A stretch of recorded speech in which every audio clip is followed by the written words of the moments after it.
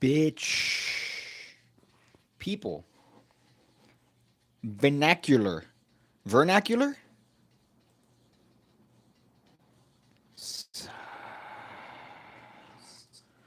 Every stream starts the same. I feel like every stream is just progressively worse. No, you would assume. Let me see how this sounds. Progressively There you worse. go. Yeah, every stream has gone progressively worse. I had a good run there, maybe, when I could connect the, I guess, the laptop to the video capture card. That wasn't a bad time, right? It looks somewhat decent. And then what? And then what started happening is that I said, you know what? The convenience doesn't match. There's no there's no difference. Sorry, there's no comparison to streaming on my phone and then having the stream on the computer. It's gonna lag as much. Number one. Number two, it's not gonna add to the production value of little transitions, right? Little transitions here or there. It's not really gonna matter. And then overall, this is more convenient. So why not? Why not do it that way? Watching Cunt Academy with your stream. Look at that. Look at you watching the academy lessons on the Pigcake Magic Academy instead of watching a stream. I don't know which one you should watch, honestly. I don't know which one's more relevant. If you should watch the stream or if you should keep increasing your virginity points. But I put a couple of videos out this week that I was fairly happy with, and I guess I wanted to do a stream where I mentioned those and kind of draw attention to those because I was happy with the way they came up. Of course, today's Sunday, right? It's I don't even know what date it is. Sunday, the 4th of April. April being statistically the month where more babies are shot out, right? For some reason, April seems to be the month where everybody has their birthday, right? Me included. I'm not gonna tell you when, but my birthday is in April, right? Here's the part that I don't get. Is that here or is that on my shite internet? I'm willing to bet.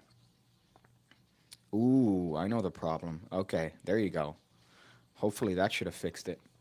I also hate the YouTube app. For some reason, the YouTube app makes everything unnecessarily difficult to get to. It makes it more challenging than it needs to be, which I'm not a fan of. Let's see. There you go. See, I don't know if that's. You let me know how this looks and or how this runs, but based on my little preview screen here, it doesn't seem to be tremendous. So you guys let me know. Of course, the audio works. So fuck off before you start telling me the audio doesn't work.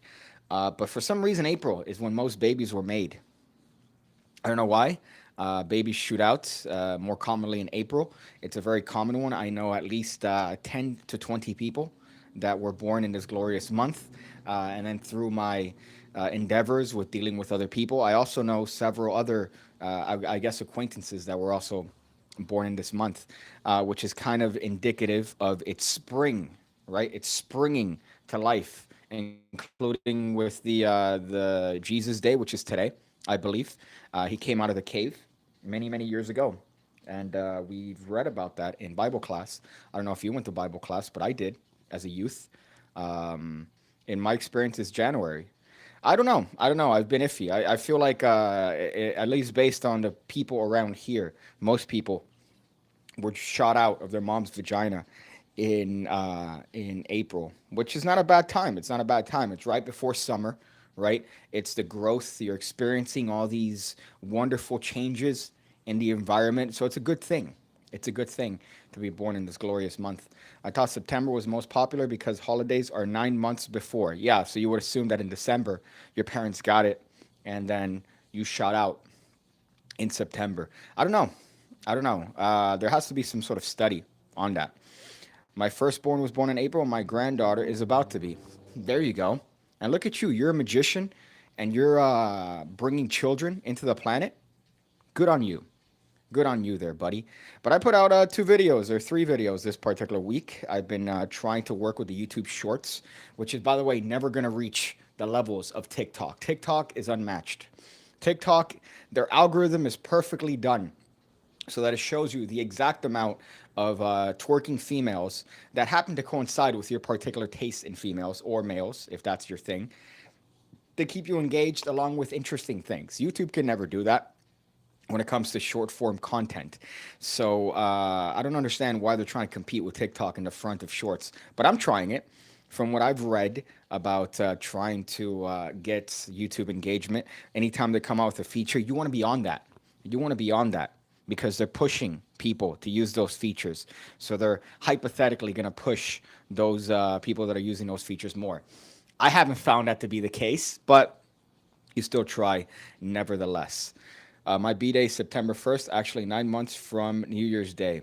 You know what's the worst? If you are if you're a September 11 baby, right? If you're a baby that was shot out in September 11, imagine, imagine that your birthday coincides with one of the most significant events in human history, right?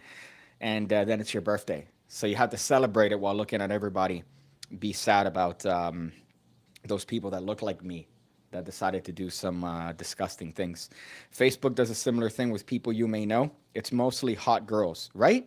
Yeah, there's a lot of finagling going on with the algorithm in that sense. And TikTok has gotten their algorithm cut perfectly fine. I don't understand how they managed to get that information about me. As a matter of fact, yesterday I was talking about a show. It's an old show. I think it's an old UK show called Peep Show, and I started getting fucking recommended videos on TikTok about that show that I just talked about. I had a conversation over the phone about this. I didn't look up the show. Well, maybe I did. Yeah, never mind. That was a stupid argument. But then even then, you're looking at my search history. How does that work? How does that work? So if I'm looking at Peep Show, if I'm looking at the show, I Google search it, I talk about it. Why would it show up on my TikTok? There's no reason. There's no fucking reason. Cookies? So that means that TikTok is looking through my cookies to find out what I'm searching for? That's nuts. I don't know if I like that. But I put a couple videos out this week. One is an any card at any number little switch. It's a different variation on other ones. My favorite one is still the spread one. That I don't know if I still have that up in the channel. I'm not sure, but that's definitely my favorite one. The one that you spread and then you turn the card over. I love that move. I taught it on Illusionist channel. I think I taught it somewhere else on somebody else's channel, but it's a wonderful move. I love it. This one was a variation using the Biddle move, right? Biddle little movement there, and I enjoyed that one. And on Patreon today, I put up some more variations on that for those of you guys that would be interested in that front. But I put another video that I thought I did a good job on, which is the Doom rule. The Doom rule. That's something that I've essentially abided by when it comes to content creation and when it comes to making videos. It's the Doom rule. And I realize now, like an asshole, looking back at the script and looking back at how I fucking structured the rule, it didn't quite convey the way I wanted it to. I didn't convey it the way I wanted it to. But the Doom rule, right? To break it down here as simple as possible, John Romero is the guy that made the game Doom, essentially. Him and another team. I forgot the names of the other guys, Eddie Hall or whatnot. But it's a great team that made that in id Software. And the first level of the game was made last in development. So the first level that you experience, right, in the game was made last. So that was the last level made. What that does is that you get all the experience of making the levels, you get all the experience of building a game, and the first level that you experience as a user is the one that has the most experience in it because it was created at the end of the development cycle, right? So my idea, or the idea behind that, calling it the Doom rule, is that if you work on the first thing that is presented to the audience last, then more likely than not, that's going to be the most well-developed part of your act or the most well-developed part of your set or whatever it is that you want to call it, which I think is one of the, underlying things that if you have that, and if you have that mentality, then you are essentially starting off better than anybody else because that particular set or that particular routine or act or whatever it is that you're starting off is the most refined. It's not the strongest bit. The first level of Doom is not the best level in the game, but it's the one that has the least little finagling about it. You just go in there and everything is clear, everything is perfectly done because it was made way at the end. So that's the rule. And I think that it was not well illustrated in that particular video. I think it was a little bit confusing the way I conveyed it. Pig, if you pull your hair back anymore, it's all. Hold up, Piggy. If you pull your hair back anymore, it is all pull out No cap. Fuck you with the no cap. All right. I can't even fucking begin to tell you the anger of the no cap. But this one, yeah, is a little bit of a shitty variation on it. Usually I have it a little bit higher up, but I've also been implementing minoxidil into my hairline here. I've been putting it, and it's worked a little bit. I think it's had little baby hairs that I've seen, but the only problem is that when you stop using it, then it gets back to being fucked. So now I have to use it.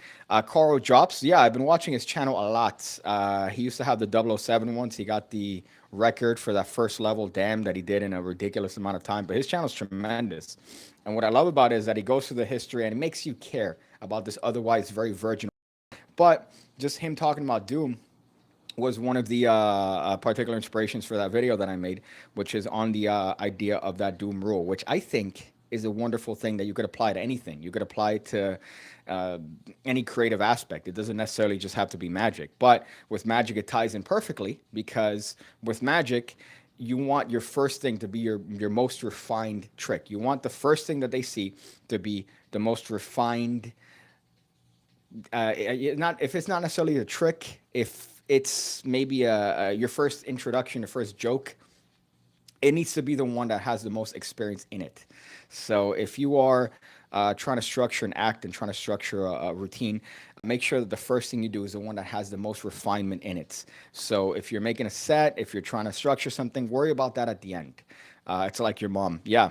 Yeah, it's like my mother, a short, fat Cuban woman, essentially. I think it's the opposite of my mother. You fuck. Your speaker is fucked again. CJ, thank you for not allowing or adding to the fucking meme of saying no audio and then having me check. I see the audio levels here. You cunt. I love coral drops and summoning salt. Yeah, but it gets a little bit virginy, honestly, because then again, this is coming from a magician who does magic tricks, which is as relevant to the progression of humanity as I don't know, fucking uh, sea salt. Sea salt is pretty relevant. You need salt in your diet. I couldn't even come up with something. It's not relevant, right? Magic is not relevant to the progression of humanity. So what I'm saying is that some of these channels get a little bit too intense about what otherwise is trying to shave off seconds on a gameplay video. You know, you're trying to shave seconds, milliseconds sometimes on a record for a level. So they do get a little bit virgining in that sense. But if you look at it from a more broad perspective, it's very impressive. It's definitely very impressive to see what people have done with games that didn't intend for people to play them that way. Mad love from Alaska. Been a while. A Ryan V. Thank you for joining, dog. Alaska, man, that is a fucking quite fucked part. You know what I love about Alaska? How massive it is on the map. You don't understand how massive Alaska is. It looks like it's a little fucking thing on the top of the map, but it's massive. It's kind of a big part. And the worst part is that you got to go over Canada. I don't understand why we kept Alaska, honestly, in the States. We should be 49, 40. You guys are in Canada. You're in Canada. I don't understand why it's part of the U.S. Same thing with Hawaii. I guess there's that whole, historical bit with Hawaii, but it's so far off. It might as well be fucking Asia at that point, right? Would it not be? So it's kind of an odd thing, but I guess the historical context. When you're shaving frame rules, you're really hitting a new level of virginity. Yeah, the Mario ones are particularly bad because the Mario ones, it's little pixels that you're trying to cut, and you're trying to shave little pixels here or there as you just play the fucking game. Right, just play the game. I think once you get to that point where you're trying to beat records in a thing, you're not enjoying the game anymore. You're not enjoying anything. You're just playing it to the fact that it's a shooting game. It's incidental.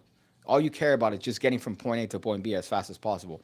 So you're really ruining the game. The Doom ones, with that being said, are very impressive, which I hate to say after shitting on speedruns. The Doom ones are very fucking impressive, as are the Mario ones and the Zelda ones. But what I liked about Doom is, again, that part of the creation part of the game, because there was a small team of people that made the game, and that bit from John Romero really stuck with me forever. The moment I learned that bit, I'm like, that's a really wonderful rule. That the last level they made is the first level that you're presented with, which is that E1 M1, where you hear that wonderful riff and you're going through, and the level is so well refined because it was the one made at the end.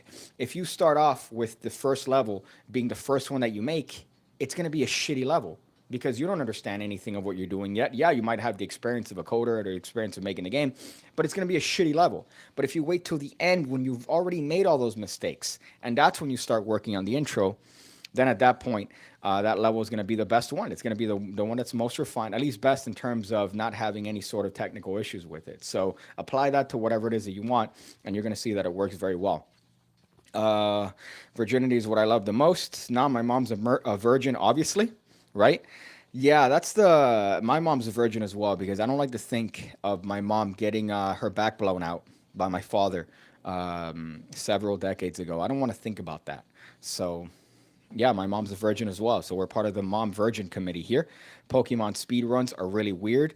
Yeah, especially when it gets to the little niche runs. So they have the little niche runs that are like, oh, Pokemon, but you can't press the left button.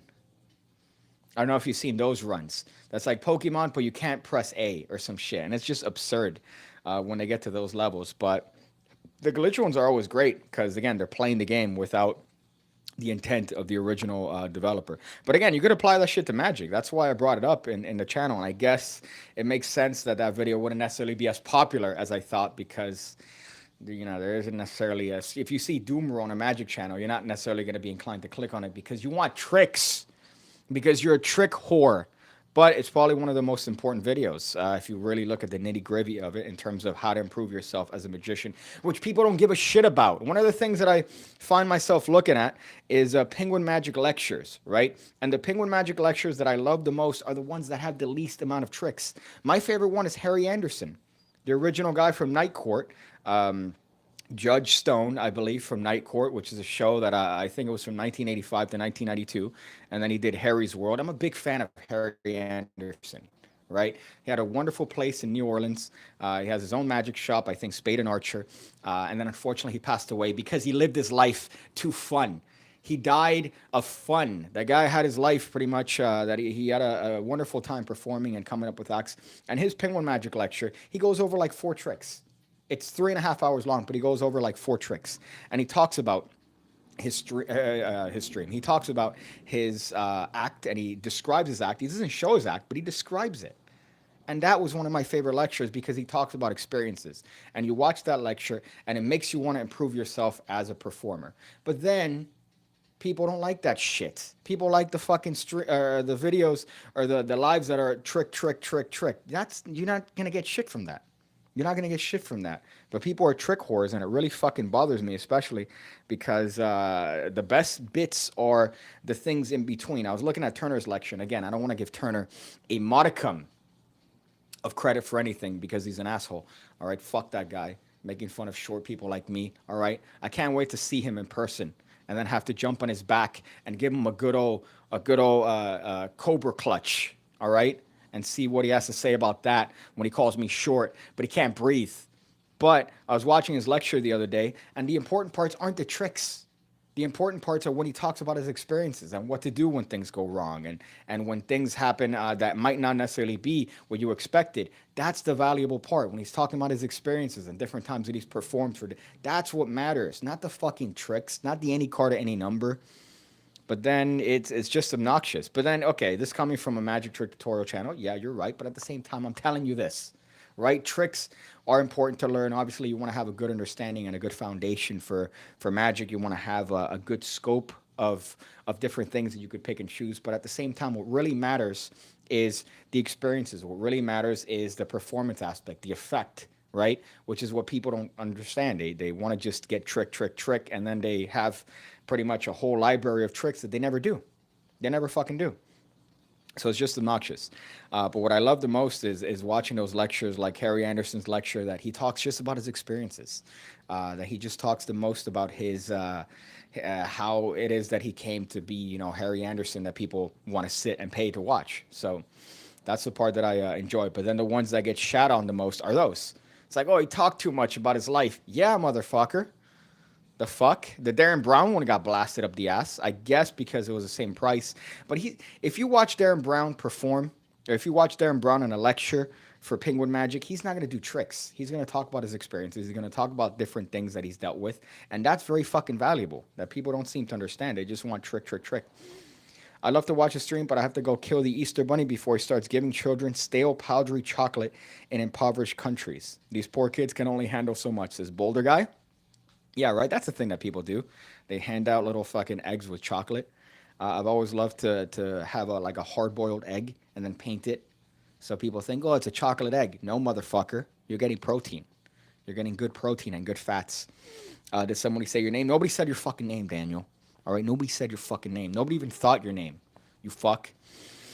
Thoughts on the Illusionist Discord channel? It's good. It's good. It's a good idea. Obviously, they're trying to push it as like a magic convention that takes place 24/7, which is a very good marketing ploy, I guess. But they've always been good in terms of marketing. But it's a great thing. Anytime that you have a group of people that are like-minded and could bounce ideas back and forth. I've seen a couple of the obviously as a meme, I joined the some of the chats here or there. And it's a good thing. You're always anytime you join, people are always in the middle of discussing ideas, and but it's definitely a beneficial. You already made the joke. God damn it, you made the joke before I did about a magic convention without having to bring the oxygen tank. Yeah, it's a magic convention that you don't have to smell the usual smells from a magic convention. So that's the benefit of having an online thing. But what I love, by the way, are all these companies that are doing magic conventions online as if that's a good thing. They're like, oh, so you guys miss out on magic conventions because of COVID-19, right? We got something tremendous for you guys. It's going to be the same price, all right?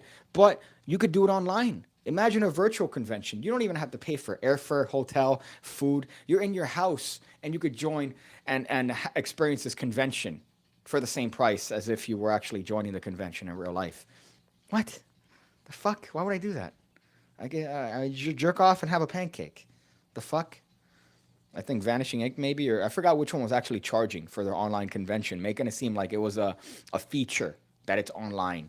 The fuck? What's the most difficult trick you've ever performed? I don't know. Usually the self-working tricks seem to be the most complicated. Just remembering all the steps, right? I'm not a fan of like a move monkey per se. I'm not a huge fan of learning just ridiculous controls just for the sake of controlling them or just for the sake of learning them. Uh, and then again, I find myself learning moves and then never having a function for them. But it's more in the middle for me. But really, the hardest things for me are remembering sequences. So if you have like a self-working trick, remembering, oh, this card goes under this time and this card goes on top this time. So that's usually the hardest things for me, not sleight of hand. If you want to listen to a 30-minute conversation about the classic past, it's the place to be. Yeah. You know what I've realized now about that sort of shit, right? I blame Vernon. Vernon was the first cunt to really push in the magic spear as to, oh, but you're turning over the deck. It matters how you're turning over the deck. Are you turning over the deck like this? Or are you turning over the deck like this? It all makes a difference. Or like this? It all makes a difference. So he's the first cunt that started talking about all those things and started mentioning as to the importance of little things that we do here and there. And then here's the thing that I've realized. I don't fucking like Vernon. You know, after looking at all the reading up on the history and going through his works and revelations and going through different performances that he's done and all this shit, I'm not a fan of Vernon. You know, I'm not a fan of Vernon. I really think Vernon was overrated. Like, honestly, I've never seen one good video of this guy performing well. Every time it's always been like a shitty rendition. Even when he was younger, the videos of him performing like linking rings and shit, it's like average shit. And yeah, for the time it was revolutionary, but I don't know. I don't know. I'm really turned off, especially seeing all the about him as a shitty dad and not really being there for his kids and caring more about magic. I guess you need somebody like that and to push the field forward. But I'm not a fan of Vernon. Like, just seeing his shit, I've never seen a good video of him. You have that Revelations where he keeps blaming his thumb. Oh, my thumb, I can't perform anymore. Motherfucker, I saw a video when you were 20 years younger doing the same shit and still being shitty. So I guess maybe people just like to live vicariously through this drunk that would just be hammered all the time, got all his expenses paid for because of his stuff by people that wanted to be him. But I don't know. I'm not a fan anymore. I'm more of a fan of fucking Marlowe, believe it or not, right? He was always, Marlowe was, I guess, very wife oriented. He cared about his wife a lot. His wife was the one that helped him out writing, and it was more of a couple and this thing that they wanted to join together and make money doing this thing, coming up with stuff. I'm more of a fan of Marlo in that sense when it comes to the person, but Vernon, just because it's old doesn't mean it's good. All right, I think that there's this reverence for old, and whenever you see people, and it's you could call it out if it's shitty.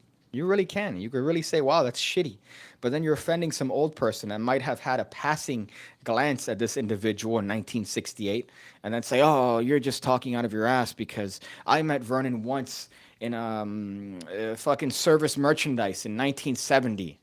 It's like, all right, yeah, but shitty dad, and there's no footage of him being good at all. Everything's just hearsay, and it's like you wonder.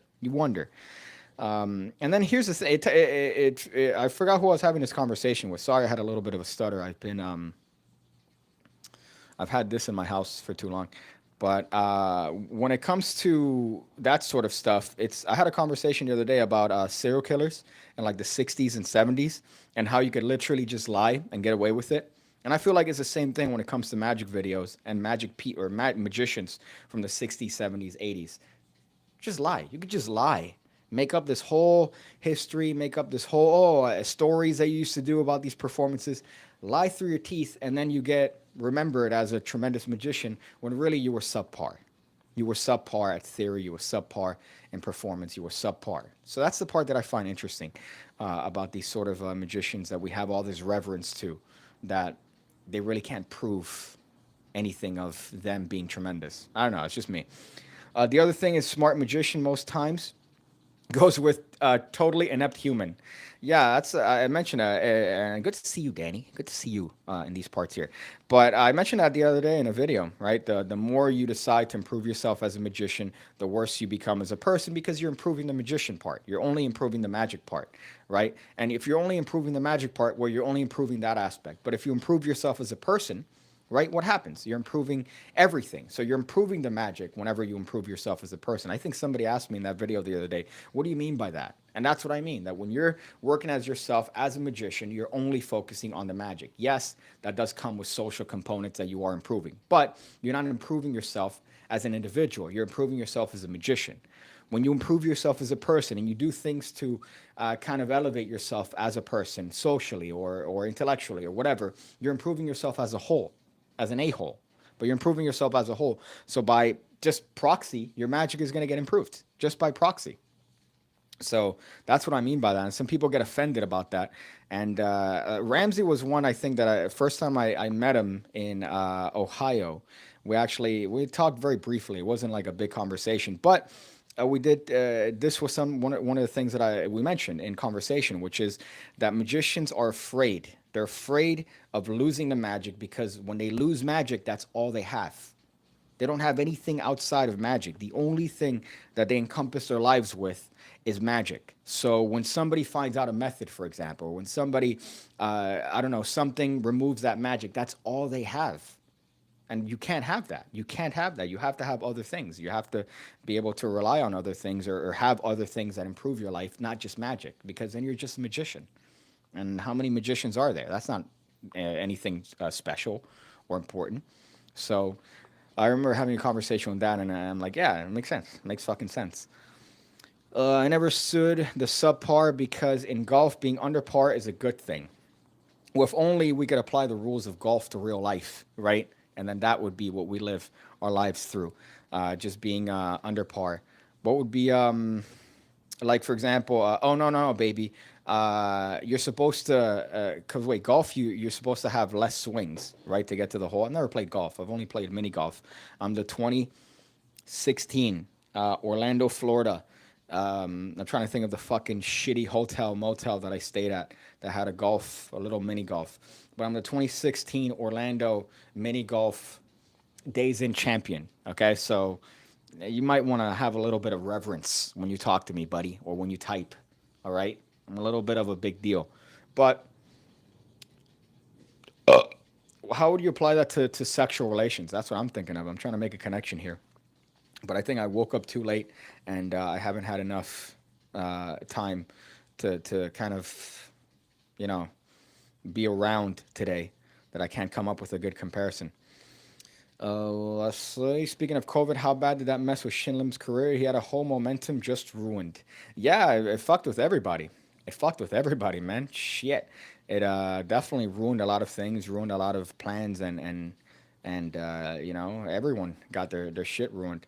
But what I do love is this fucking magician, though. That's the little bit that came up, the little chisme, right? If you're a Spanish speaker, you're familiar with that word chisme. Chisme means gossip, right? So chismosear means to gossip, essentially. So that Italian magician, who, by the way, arguably is more attractive than Shin Lim. If I had to put Shin Lim and this Italian magician, I forgot what his name is, and you put them together, the Italian guy's more attractive. It's hot. He's a hot guy. I could say that as a hetero man, as a hetero cis privileged man. I could say that, all right, without being gay. But that guy's a fairly attractive dude, and he copied his act. Apparently, he copied his act on Italian's Got Talent, which I just found pretty funny. And I haven't seen. I saw his act. I saw his act, and he did it, but he did it shitty, which is the part that I don't get. Like, if you're gonna copy it, but copy the good parts. He fucking gets the card, right? Because Shin Lim at some point in his act, he has a card. He puts it on his tit or whatnot, and then the card's blank, and he shows his fucking chest or whatnot, and the card's there tattooed, right? Whatever. That's interesting. It's kind of a nice thing. There's smoke. He fucking tramp stamps the card. So he puts the card in his fucking lower back, and then the card's blank, and he has a tramp stamp of the fucking card. What? If you're gonna pick a spot, pick the bicep, pick, you know, anything that's. But your tramp stamp? I didn't like that part. That was a turn off. All right, the rest of it's a turn on. He's a very attractive Italian man. So if it wasn't for just that ridiculous part, I'd be like, yeah, fuck it, steal the act. I don't give a shit, right? You're hotter. Why not? Why not? Let's see. Are there any tricks you could do with a hand tied behind your back? That's a fairly interesting question, right? I mean, to give you a real answer, Richard Sanders has a cool one that he does with the cards behind his back. So he puts the cards behind his back, and he has somebody pick a card, and then he goes through the deck without ever his hands going behind his back. He goes through the deck, and he sees that the card's gone. And then when he turns around, the card's hanging from his mouth. That's a cool one. Jason Dean from back in the day had a cool one from one of his earlier projects where I guess it's an old plot, but he did it very clean. Where he had one card. He said, "Oh, this is the one-handed card trick." Right, so he puts one hand in his pocket, and then he has the spectator pick a card with one hand. He, has the card. He spreads it out, and the card's gone. And he said, "Oh, this is a one-handed card trick, but I didn't tell you which hand." And then he pulls one card out of his pocket, and it's the card they picked. Fucking wonderful line. I remember that from forever ago. I love that little bit. But I guess that might. I don't know if that answers your shit. I always have reverence for Piggy. Oh, I suggest you don't. I'm not a good person to be revered, right? Unless you want to revere a short Arab racist, according to some, anti homophobe, right? Transphobe. I'm all those things, according to YouTube comments left on other people's videos about me, which is great because I'm none of those. I'm none of those. But apparently, I'm not allowed to make jokes anymore. I was thinking about that lately. Any hands-off card tricks you like? I don't know. There were a couple that I was playing around with because I was trying to fuck around with the. I was trying to fuck around with I'm a retard. The crosscut, right? So I was playing around with different crosscut moves and different ways of doing that and ways of having it. And what I hate is I again, fucking Turner, right? Turner shows me some stuff that it's so simple with the crosscut, and I'm like, why didn't anybody ever think of this? And he goes, oh yeah, it's just something I've thought about, 20 years ago. I'm like, all right, thank you, buddy, thank you, I appreciate that. So it makes me shit on whatever it is that I'm working on or whatever it is that I'm thinking about. So he did some any card at any number the other day that fucking ruined me, fucking ruined me, and it's the simplest thing, but. That sort of stuff is hands-off stuff that I've been kind of finagling with. If you want one of those, Danny. Wait, what? You didn't share something? A porn version of Shin Lim? That's odd. Well, no, I was talking about the Italian version of that. I don't know what his name is. If somebody knows what the Italian guy's name is that copied Shin Lim's act, but he's way more attractive than Shin Lim. Lovot says, "Hey Piggy, what's cracking? How's Danny doing in his new house?" Well, here's the thing. Danny's living in Seabass, Florida, right? Sebastian, Florida. I don't know if I should just say that information, but I went there the other day to help him move as a good friend, right? And it's a lot further up than I realized. That's one thing, but great. I mean, I'm definitely happy for him because it's a fucking tremendous house. He worked hard for it, and it's the fruits of his labor. Seeing him struggle and find a house and all this stuff, and it was definitely a hard thing as he's earned it. And it's a massive house. That's the thing that I don't, I keep realizing that the moment you get out of the city, real estate is dirt essentially. It's not dirt, but it's dirt compared to what you pay here. So that house over here would easily be a fucking $1 million house, but over there he's got a great, wonderful deal, and he's worked hard for it, so he definitely deserves that. And but it's a great house. It's a wonderful house. It's in a wonderful neighborhood. The only problem is that it's just to me, I like complaining. I like complaining, right? I like noise. I remember first time I moved to a place in it's what we call like downtown. It's a Brickell thing, and I had an apartment there for a little while. And the first night I slept, I remember hearing just the nice noises of what is the hood, right? You hear loud sounds, banging sounds. You hear the woo woo woo. You hear that, and I'm like, yeah, this is great. You know, I'm home here. So that's what I like. It's completely different up there. So where he's living now, it's noiseless. Like you go outside, and I had the speaker on while we were moving, and I put the speaker on with gay Spanish music, essentially, like Luis Miguel and all this shit. And I put it just on 40%. He goes, "Oh, what the fuck? Too loud. That's too loud, dude." And I realized, yeah, in this neighborhood, it's way too loud because everything's silent. It's you can't even hear anything outside. You don't hear nothing. You don't hear anything. So that's the part that I found funny. But I would never be able to live in a place like that. But I mean, it's a wonderful place in terms of peace and quiet, and very nice house. So good on him for that. Do you know the magic trick Ping by Tobias Dosto? Yeah, I think it's great.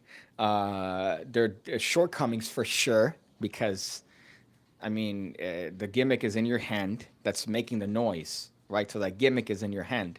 But what I love about it is that the effect is there. It's clean. It makes a ping sound. The coin it disappears in midair. Wonderful. So I don't know if you've ever tried this with anybody, but if you flip a coin, right? So if you flip a coin and you look up, people are going to be looking at the coin. They're not going to be looking at anything in your hand. The idea is, especially when they hear the sound, that's the attention is on the coin. So if you have a gimmick in your hand, right? A lot of the, I guess the what do you call this criticism of the trick were based on the fact that you have the gimmick in your hand that you happen to be apparently making the coin vanish. But the attention is up here. You could do whatever the fuck you want with the gimmick. So it's a very wonderful thing. Same thing with the phone vanish bit. They sent me that illusionist a long time ago or a while ago when it came out, and I was very gracious because it was I was interested in that. What he does with a gimmick, Tobias is way too fucking creative. I hate him for that reason. I've never had any interaction with him outside of like Instagram comments and shit, but fuck what he does with the little bit of the phone, what he does with Ping and the glasses, I hate it. It's just so ridiculously creative. And then if you follow him on Instagram, he's very the stuff that he posts is ridiculous. I hate that, but it's inspiring. It's inspiring because it makes you want to come up with stuff. The man behind you is smiling. Weird.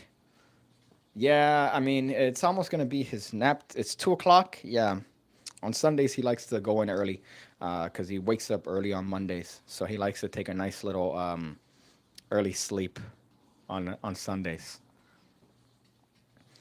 Such a handsome face. You'd look slightly less repellent in contacts.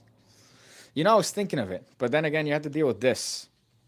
Like, is this really? Look how much that highlights my forehead. The glasses at least cover the forehead a little bit, so it's all the thought and my brain, right? But I used to not have glasses for a while because I couldn't afford glasses back in high school, and I used to just do this, right? So I was always this guy. And then finally, I got a job and I could buy glasses. And I realized that glasses are a scam. It's a scam industry. It takes peanuts to print this. And now, as a matter of fact, what I'm glad is that you could have companies that could give you prescription glasses for 20 bucks and they last as long as my other ones. The first time I got glasses was 700 bucks with glasses and sunglasses. For what? It's plastic. The fuck? And the glass isn't really that expensive either. So yeah, so that's what you have to deal with. So I've contemplated contacts, but I've realized I think the glasses at least hide some of the forehead. They hide or take attention away from it. So they do have an aesthetic purpose. Yeah, the guy's name is Stefano Bronzato. Stefano Bronzato. I took Italian once in high school. Just the first, it's Spanish, Italian Spanish, essentially. So if I could listen to a whole conversation in Italian and understand what's going on. I can't speak it, but I could definitely understand it fairly easily. So when I was watching that, I was like, what the fuck? I didn't realize or remembered how uh, much I understood. Oh, let's see. Colombian vallenato has accordion. I remember years ago I went to the Colombian consulate because they have a like a Christmas thing every Christmas. Obviously, with COVID, they didn't have that. But then this guy comes up and he makes a joke. He's playing the accordion, and this is the most South American shit I've ever seen in my life. But he's playing the accordion, and he goes, "Wait till I play this with my feet." And then the crowd laughs because it's like, "Yeah, you're not gonna play that with your feet. That's stupid." But it was a nice joke. Then he fucking put the accordion on his feet and he played the accordion with his feet on beat. It sounded beautiful. I'm like, what the fuck is this? And they're all, doing all this shit. I'm like, okay. So I just found that memory to be quite funny. Some people enjoy bird sounds. Piggy likes gunshots and police siren sounds. Yeah, it makes me feel safe whenever I'm in a place and I'm like, oh, okay, all right. So a little bit hoodie. Like right now, I'm not necessarily hood, but there's a liquor store close by, right? So it's fairly it's crackheads all the time. There's a nice little crackhead hot spot, if you want to call it that. I love that the first couple of times they go, "Hey man, you got some," and then eventually they just stop. They just stop paying attention because they know you. They recognize people's faces, and the worst part is that I've seen them make transactions almost on a daily basis. So every time you see them walk across in front of cops, they don't give a shit. They don't care. They don't fucking care. So they just go around making whatever deals, and then they're always like this is their normal, like if their standing stance, if they were like a character that you would pick in a video game, is this, because they're all cracked out. Let me see if I got here. He doesn't go to Sunday school for the boys. Oh, that's funny. That's a joke about liking underage kids, I guess. Why does Spanish music have accordions in it? Is it law or something? Yeah, I think so. I think it has to. It's part of the Latin American trash portion, right? And I'm included in that. I'm included in that because you bring up the accordions, and I go out there and I'm like, oh, yep, this is it, right here, done. But I'm not a huge fan of like Mexican music. I'm more of a fan of Spanish love ballads, like Luis Miguel and Marco Antonio Solis and Juan Gabriel and shit like that. Like those are some. Well, I guess those are Mexican for the most part. Luis Miguel is not really Mexican, but he claims to be. But yeah, those are the ones that I enjoy. Those are the Spanish music that I enjoy. I'm not a fan of the fucking modern shit, the Malumas and the Bad Bunnies. And even though I understand that music is, for some reason, it makes something happen in women's mind, that it makes them shake their butts. I love that part about it, but I'm still a fan of the love ballads. Hey Piggy, loving this week's Patreon videos. Thank you, Tony. Yeah, they were quite fun. The one that I'm working on, which I've been a little bit apprehensive on because I think it's gonna be like a 30-minute video, is the trick that can't be explained. So that's one that I've been apprehensive about. I have it there on my list, and I have a bunch of little ideas on it, but I'm like, Jesus, this is gonna be a fucking like an hour video on this thing. So I'm gonna see if I could break it up and then have different versions of that. Because the trick that can't be explained is one that's great, and it's one that gets better with the more experience you get. So I think next week the card one is gonna be on that one. But I'm glad you're enjoying them, man. Thank you for being a part of the academy there. Hello, happy Easter, Piggy. I wrote you an email 10 days ago on your Gmail account. Did you get it? I'm sure. I'll check it out now that you told me. That's how I realized I tend to look at my email. My email, it's fucking. I try to get it to zero. I try to get it to zero, but it's just you can't. There's hundreds coming in every day, and then the part that I love too is the ones that I read are like IRS, please look. I'm like, oh shit, okay. But yeah, I'll check it out now that you told me. So I have to get reminded to look, and then I'll look at you. But I'll definitely check it out. But thank you, Mark. I appreciate that, man. We're just talking about Italian. Speaking of, we're just talking about the Italian Shin Lim, as a matter of fact, and his tramp stamp revelation. Never thought I'd see the day where a tramp stamp revelation would take place in the magic world. But alas, my friends, we have one in the great magic of Stefano Bronzato, who's more attractive than Shin Lim.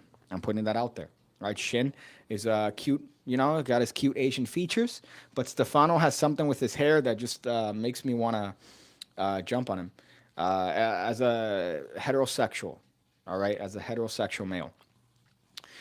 Piggy Magic question: if you would identify yourself as a magician, would you consider yourself a pro, semi-pro, amateur, or casual? Or is it a separate thing from you as a person? Well, that's an interesting thing because you're technically a professional once you start making money on whatever it is that you're doing, right? So you're a professional musician and a lot of people have different interpretations of what professional means. Oh, did you drive? Did you go? Semantics aside, I think bottom line, when you make money, I think that's when you become a professional, whatever it is, and money consistently. So I'm not necessarily, I guess I'm a pro, I'm a professional amateur magician because I've been blessed to make money through YouTube, through Patreon, through other things, little projects here or there. I've been blessed to be able to do that. But in terms of professional, day to day on the grind, walk around magician, no, no. But again, I'm just ecstatic. I was looking back because YouTube, sorry, not YouTube, Google Photos does this thing where they show you, oh, this is where you were 4 years ago. This is where you were 5 years ago. And the one that showed up was essentially before I left my other job, or I was pushed out of my other job several years ago.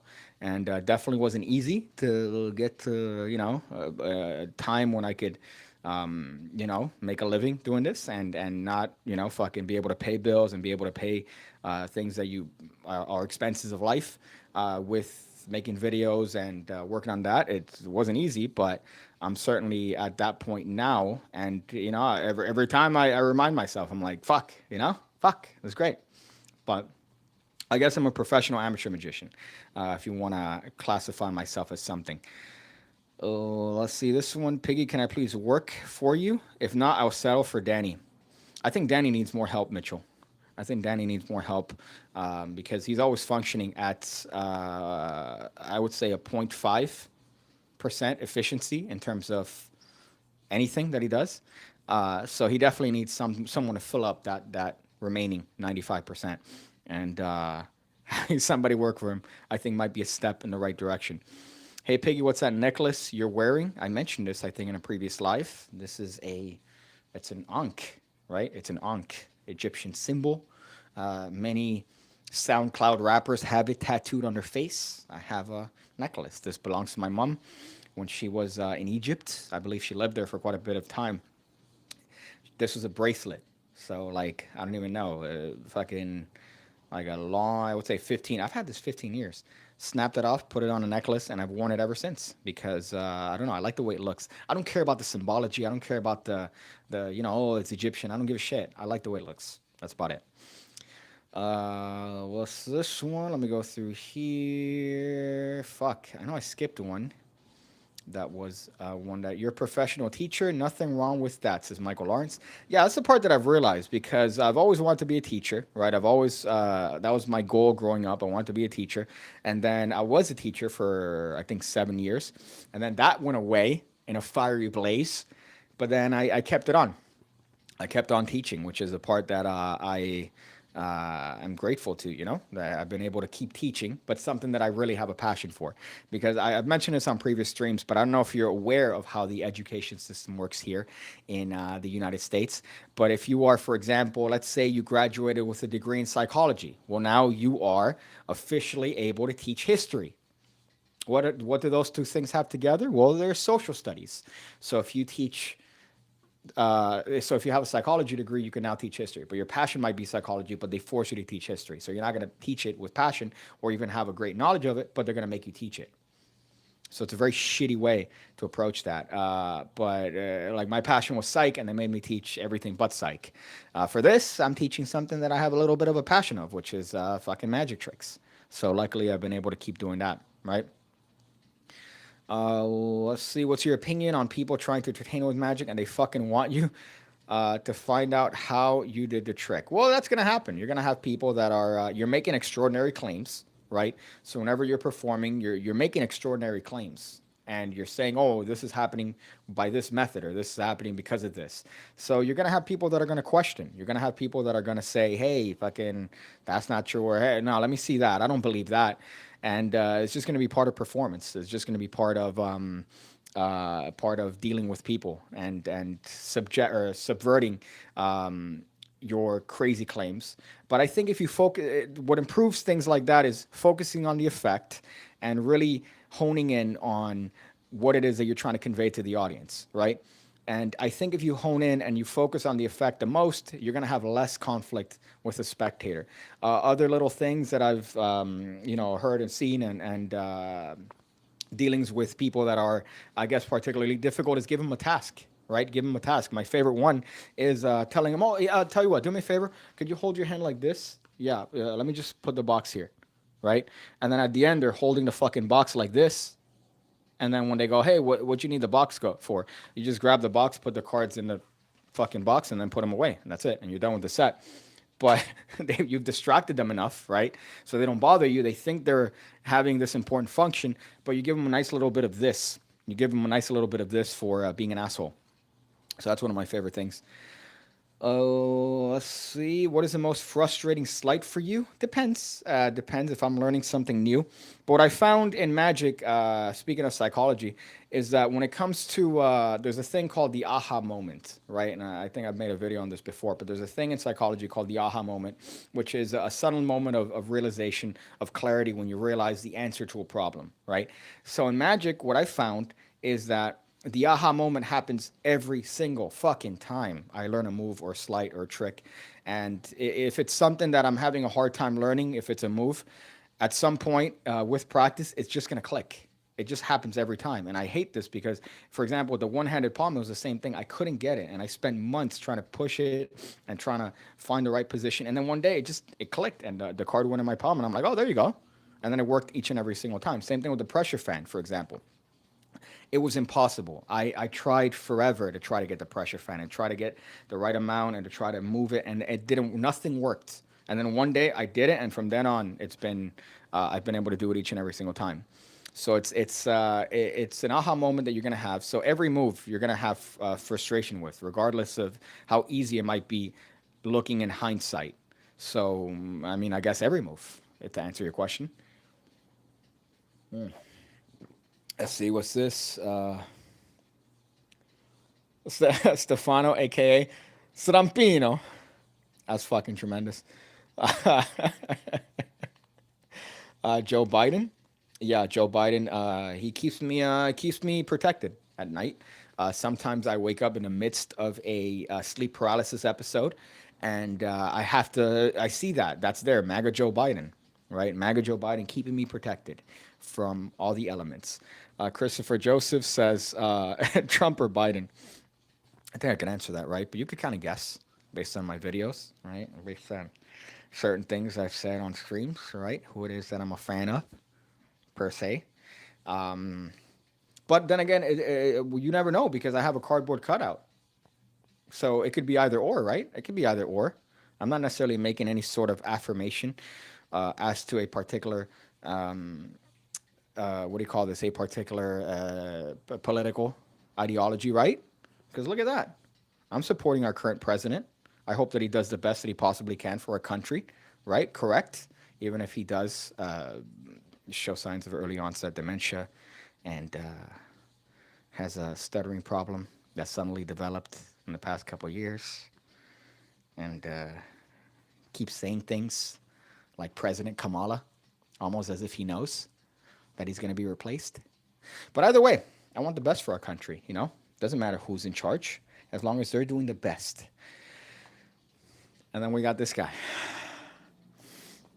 I'm training to be a math teacher. What were math teachers like at your school?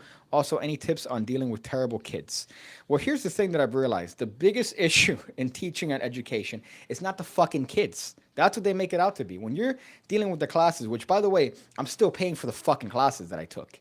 I luckily through college, I got my degree and I didn't have to pay anything because I got scholarships and grants and I didn't have to pay for shit. But then I'm still paying for the teaching classes. It's an absurd amount of money that I'm still paying for to this day.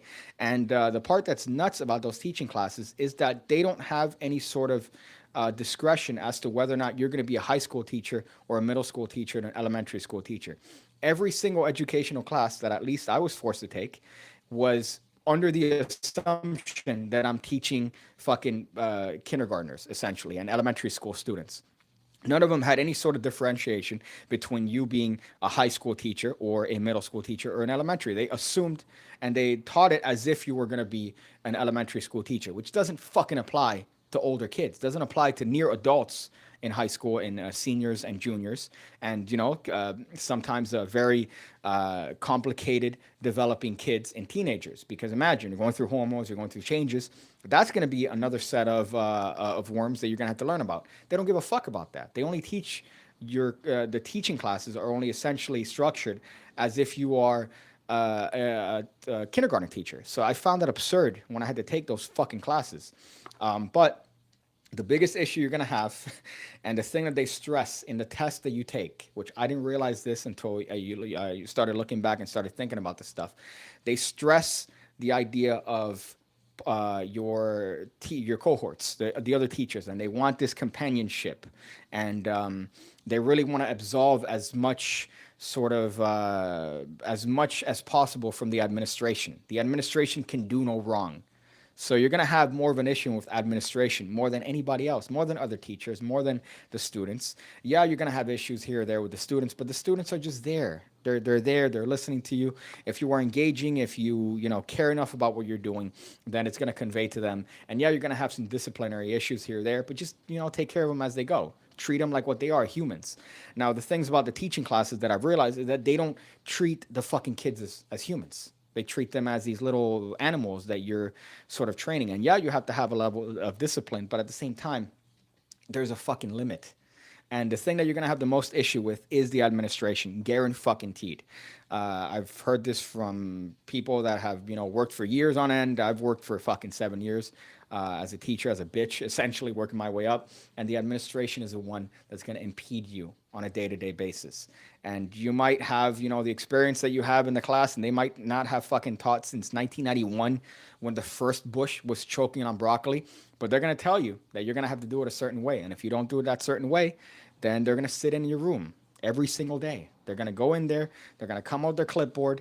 They're going to sit in your room and they're going to watch you teach. And they're not doing that to observe you. They're doing that to let you fucking know that you made a mistake, that you decided to do things differently than they wanted you to do. So you're going to have to deal with that because that is something that I hear universally. So it's almost like you have to be complacent to them, and it's a fucking nightmare. Honestly, there were some days going to work that I'm like, I'm just gonna hit a bus. Like, I'm not gonna kill myself. I'm just gonna hit a bus because then I'll be out for a month and I have an excuse. Just because I didn't want to have to deal with the fucking administration. Every day they're there in your class watching you teach, and then they give you little notes, and then you wonder, when was the last time you were in a classroom of your own? And legitimately, it's 1990 fucking two. And you go, but what are you telling me shit? I don't understand what job you have telling me anything when you haven't been in a room since 1990 fucking two.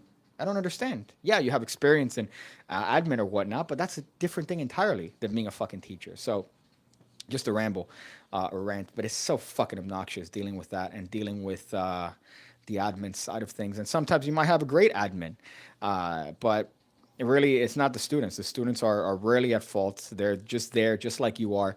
And you're going to find that you are actually as much of a student to the administration as the students are. So they treat you like fucking students. And if you ever hear anything behind the scenes as to how the admin talks to each other about you as a teacher and the rest of the teachers, it's the same tone and it's with the same sort of disciplinary actions as the fucking students, if not more.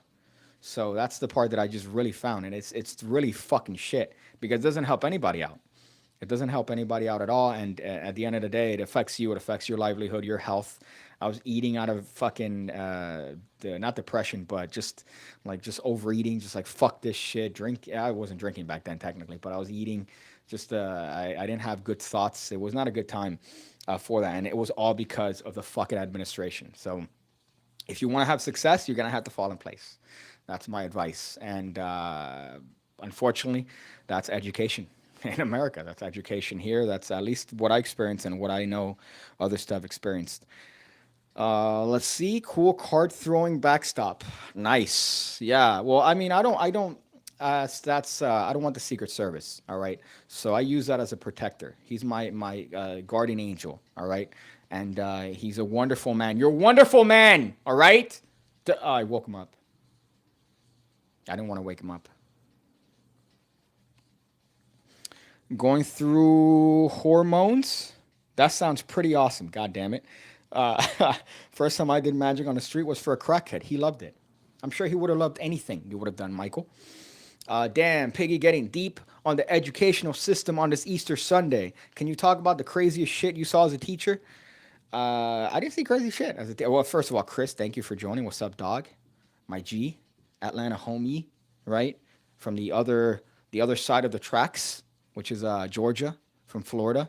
You got the you know you got the real hood over there. We have the pretend hood over here. But as far as the crazy shit, I never saw anything. Like as a teacher, you don't deal. The kids are kids. They all think they have different unique experiences, but really they all are. We're all the same shit, right?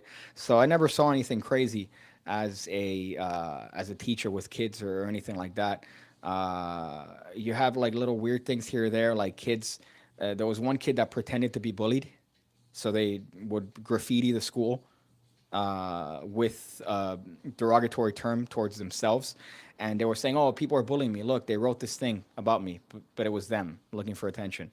That things like that. But I really there was nothing crazy. The craziest shit was on the admin side. And let me tell you, I did some fucking shit for that school. That they're doing some shady fucking shit when it comes to districts and taking people and making what do you even call this? The way they recruit people is not necessarily the most legal thing. And I think they got caught on that. And they tried to, of course, blame everybody else. So there's some shady shit that takes place in the school system, my friend, especially in certain, you got public, you got charter, you got private. They're all fucking shady. They're all shady. And honestly, I would do it again. I love teaching. I love being in front of a classroom and trying to, better themselves. And you know how many times people have told me, hey, dude, I'm in psychology because of you. I'm studying this because of shit from your class. I'm like, yeah, that's what makes it fucking worth it. That's what makes it worth it, honestly, to me, right? The pay was great. People complain about the pay all the time. Teachers are underpaid. No, you're fucking not. You are paid more than well for what it is that you do, and you have ample opportunity to do anything that you want to do. Here, I mean, you get summer paid. If you're a full time teacher, you get summer 3 months off paid. You get December 2 weeks paid. You get April spring break paid. You get Thanksgiving break paid. You have days off throughout the entire year paid. The fuck? You could literally have anything that you want. You're there from 6 to 3, sometimes 4, and you're done by 4. You have the entire day to yourself. You could do whatever the fuck you want, but you're complaining about pay. Suck my fucking dick. You're very well paid for that, especially if you have other things, you get other certifications, you get fucking great. You get a great pay, especially for the little work you do. You're off most of the fucking year. The fuck? So, what did you prefer between a one-way deck and a reader? Don't think to a particular trick, just about the deck features. I like the readers more than anything. I had a little conversation. Penguin has been sending me some decks, and I'm very gracious to that. I'm probably gonna do a video on this one, but they sent me this one, which is a marked deck. Right, it's a nice video. These nuts. It's a nice deck. Very the design's nice. They're marked cards, but it's a binary system. And I told the guy that sent me the cards, I think Kevin, I'm like, I don't know if I'm gonna be able to make an unobjective video here, or sorry, I'm not gonna be able to make a video where I'm not because I'm not a fan of these. I'm not a fan of the binary system. I like readers. I like to be able to look at a market and be like, okay, there you go. Some people love these though. Some people love this sort of more hidden design. I'm not a huge fan, which is why I haven't done a video on this. But they sent me this before they came out with this, so that's a nice little thing. Uh, but I'm a huge fan of the readers. I'm a huge fan of the readers because you could just have that here. You look at it and you go, okay, eight of spades. Especially the DMC cards by Phil Smith and Drummond, Money Coots. Those are tremendous because you could just have them on the table. The marking is this big. It's as big as my dick, and you could see them from 19 meters away, essentially. 19 meters away, you could see them, and there's no issue with that. So I prefer that than having to fucking decipher Hammurabi's code. But they sent me some cards that I'm very grateful for. I need to do some more videos on that. The succulents were nice. This one I'm probably gonna do or having a tutorial and then talk about it.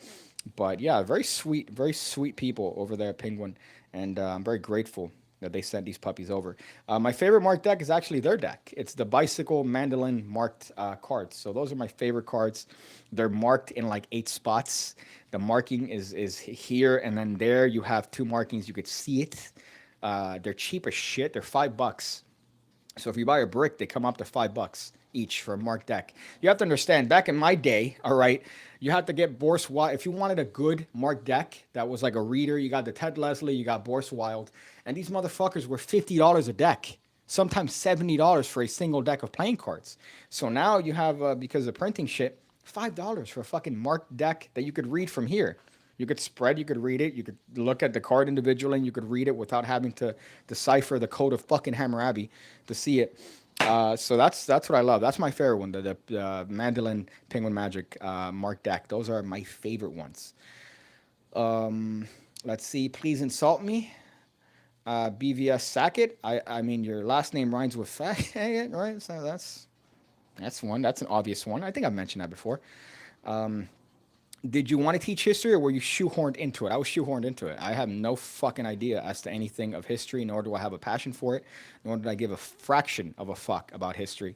But because it's within, I could have taught economics. How crazy is that? If they were a little bit more desperate, they would have put me to teach economics, of which I know nothing of economics technically, as a maybe little things here or there, right? But as a whole, to teach it, I don't shit about it. Same thing with history, and yet world history, American history, European history, and what's the other history? There's another history. I've taught those throughout the years, and they don't give a shit. But then they go, oh no, you don't have to know anything about it. You could just teach it. We'll work with you. They don't fucking work with you. They don't give a shit. So yeah, I came in there from psych, knowing being a psych major, and my passion being psychology. I love fucking psychology. I love everything about it, different components of it. I'm a huge fan of it. So whenever you came to that room, yeah, it's fucking great. But whenever I'm teaching history, I don't shit. But then that coincidentally, that's another move that they'll do, which is they'll never sit in on the class that you happen to love, which is psych. They'll sit in on the other classes that you might not necessarily be strong on. So they'll sit in, they'll come in and, oh, hey, I noticed that when you were teaching history, it wasn't necessarily great. You weren't, yeah, because I know shit from apple butter about history, madame. But why don't you sit in on psych and see if you like it there? And then you sit in on psych, yeah, I noticed that you like it, but it's, you're not good because you're not enveloping the groups. It's all this group mentality of this shit. The individual doesn't matter when it comes to the education system here.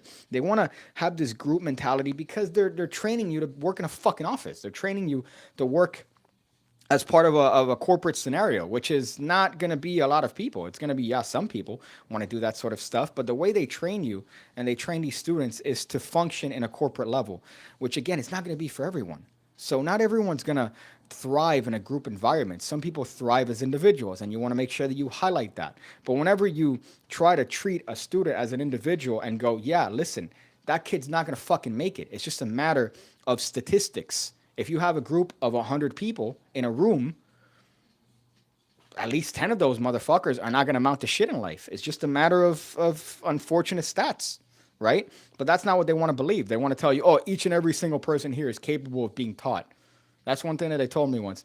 Each person in your class is capable of being taught. And the moment you start thinking that a student cannot be taught is the day that you should stop as a teacher. She was fired because she was drinking on the job, funny enough. But what I don't understand is no, that's not the fucking case. There are some people that literally cannot be taught. There are some people that literally will not be a success in anything they do. That's it. It's just unfortunate. It's sad, and all you have to do is just move on. But at the same time, you have to understand that, and you try and you make as much effort as you possibly can to try to push them and try to motivate them. You try to incorporate things that they're interested in, and you try to get them. But then they're just gonna shit on it, and that's just gonna be a fact. But then guess what? They walk into your room. You can have a group of 30 kids. Two of them are eating shit. Two of them just don't give a shit because that's how they are. And then those are the ones that they focus on. They don't give a shit about the rest of the class that's doing tremendous, that's paying attention, that cares. They only care about those two motherfuckers. It's really a fucking nightmare. Jesus, now thinking back on it, it's really a fucking shit show. But there's a lot of benefits. The benefits is that it's a very, the job is something that's very rewarding. You're teaching the future, right? You're hopefully inspiring that. You care a lot about these. You get to care a lot about the kids. You care a lot about their growth and development and their knowledge base. And so it's very rewarding as a job. But at the same time, the amount of bullshit that you have to deal with, sometimes it's not worth it. And I'd love to do it if I had the opportunity again. But now I feel more empowered because back then, I had the fear of, what if I get fired? I'm not going to pay my shit. I'm not going to be able to afford anything. Now I just walk in there with my dick out and be like, I don't give a fuck if you guys fire me. I don't give a shit, a fraction of a fuck. But unfortunately, it's a hard line of work to that capacity. But you're going to get shoehorned to teach stuff that you're not passionate of. And those are going to be the ones that they focus on the most. When will your own deck be ready? Well, we're working on the box right now, right? It's been 2 years, but we're working on the box right now and different things on the box. So hopefully, things are moving along. It's not stagnant. It's moving along at a snail's pace, but it's moving. I love Penguin Magic says shorts. I'm contractually obligated to say I love Illusionist. I love illusionist.com. Brad Christine is daddy. I think that satisfies my contract, right? By saying that. Please incorporate me into your payroll somehow. Ninja 3, maybe? I don't know. Eyeliner? Tuna makes the toxicity easier for the cards. What? Do you appreciate Jung's work? Yeah, I'm a fan. I'm a fan of Jung, Carl Jung. I like looking through basic bitches. Every psych class, when you go to college and you start taking the basic psych classes, it's full of the most attractive dumb bitches you've ever seen in your entire life. Very attractive, very dumb. And the moment they start learning psych, they start thinking that because they have an understanding of like the history of psych, they know how to psychoanalyze you when really it's nothing like that. It's nothing like that. What sucks, unfortunately or fortunately, is that you can't really be a therapist unless you have a master's. So unless you have your master's, you really can't, deal with that sort of aspect of it. And even then, you still have to be under a doctor.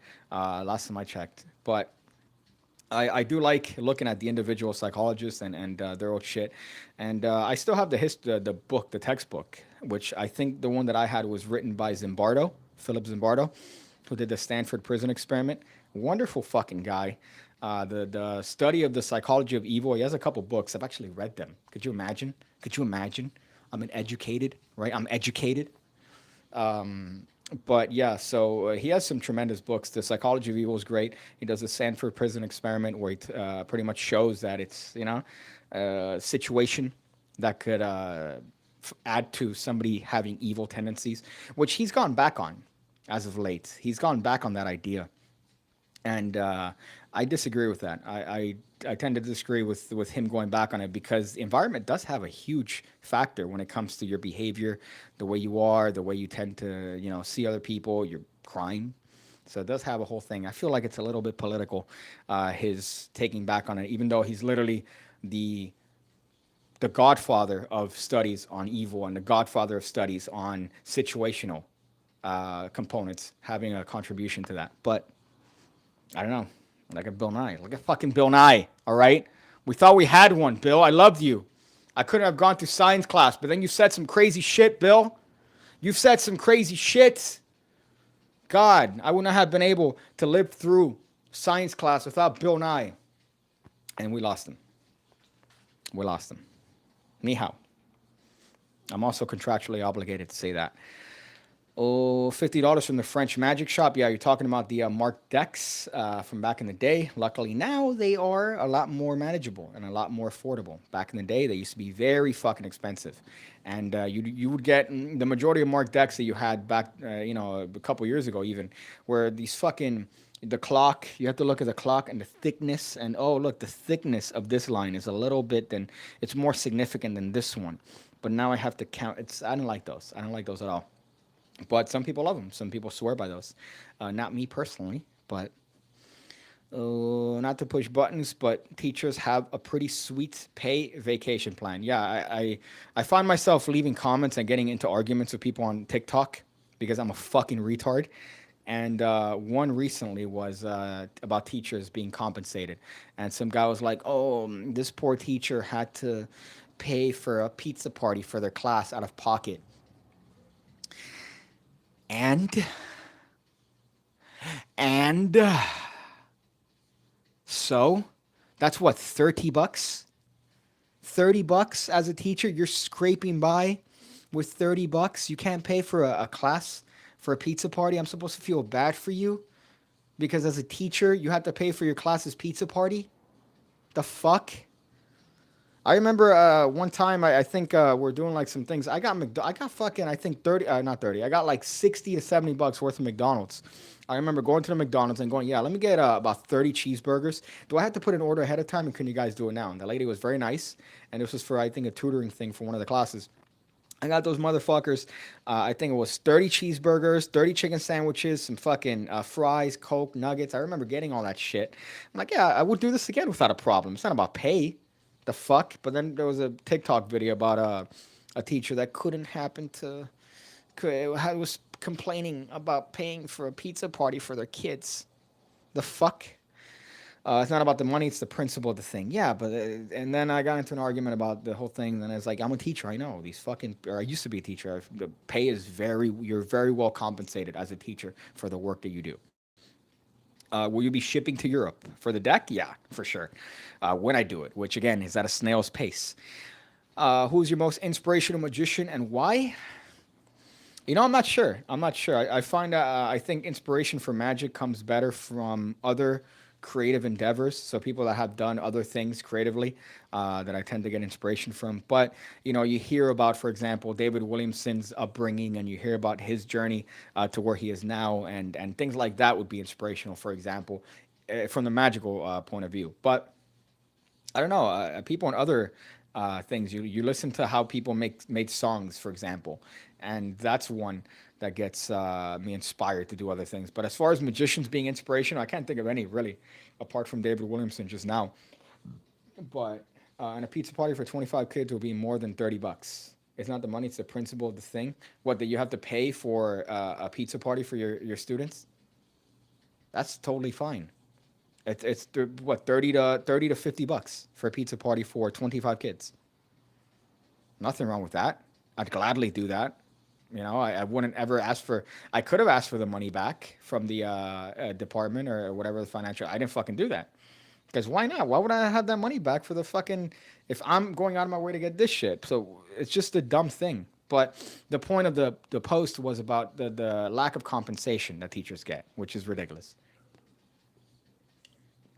Let's see what's happening to ham radio. We're still doing it. We're still doing it. It's gonna be a little bit more challenging. What's up, lonely Goomba? By the way, what's up, dog? Don't think that you're just there being a lonely Goomba. All right, I notice you. I notice you. But as far as that, yeah, we're still gonna do it. We're still gonna do it. But it's gonna be a little bit more challenging because obviously he's living 2.5 hours north. But I think we're going to come to a compromise on that in terms of me going up West Palm and then going and doing that. But it's definitely not ending. Unfortunately, ham radio is not ending as much as I would like it to. It's not. Show your cigar collection, but they have to buy supplies for the kids. Yeah, most schools pay you back for that. Most schools give you a stipend to pay for supplies for the kids. Most schools, most public schools do that. I don't know about private schools per se. I know charter schools do, but public schools for sure, at least in most of the districts that I'm aware of, give you a stipend for that. A nice one too, by the way, to pay for supplies, markers, stuff for the board, and they give you a specific funding for that. So it's like I don't fucking get it. Med school finals a day after. Wish me luck, Father Piggy. Good luck, my friend. That sounds like a fucking terrible endeavor. Something that I'm sure Adderall wouldn't be able to help with, or some really deep contemplation in terms of studying. But good luck on you, buddy.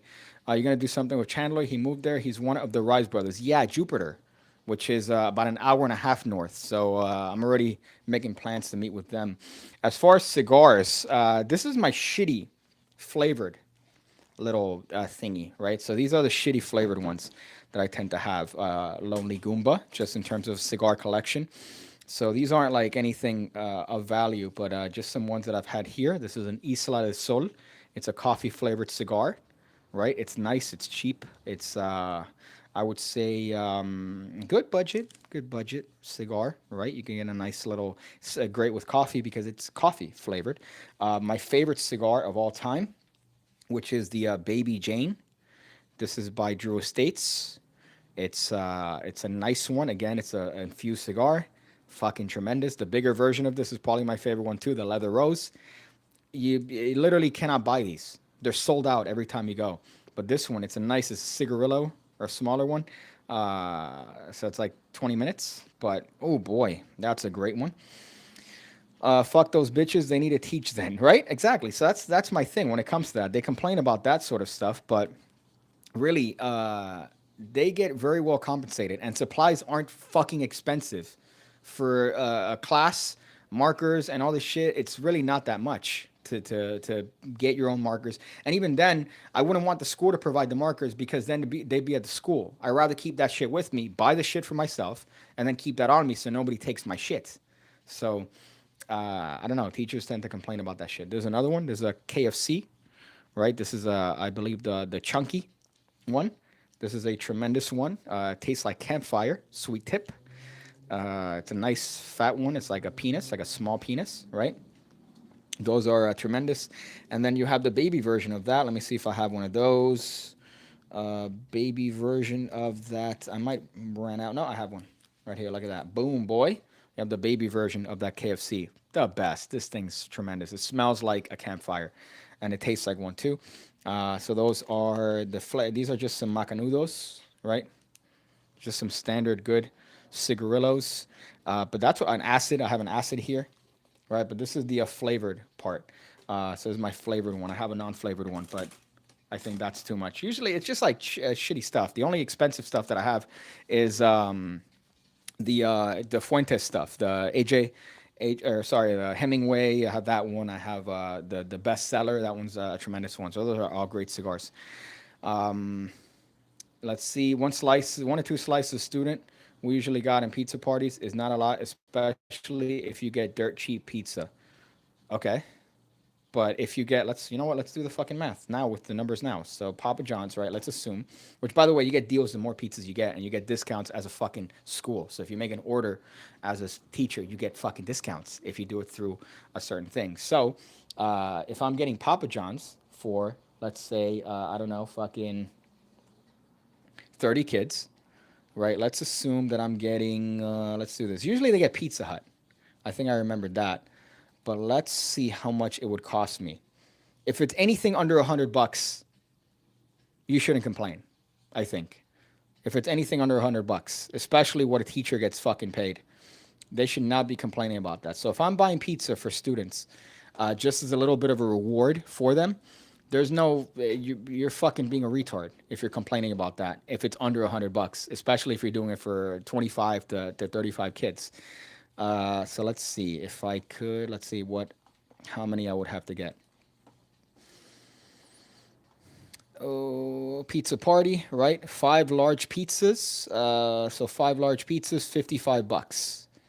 So they have a special here, $55. So if I were to get it now, I'd probably end up getting, I don't know, that and maybe 2 or 3 other specialty pizzas.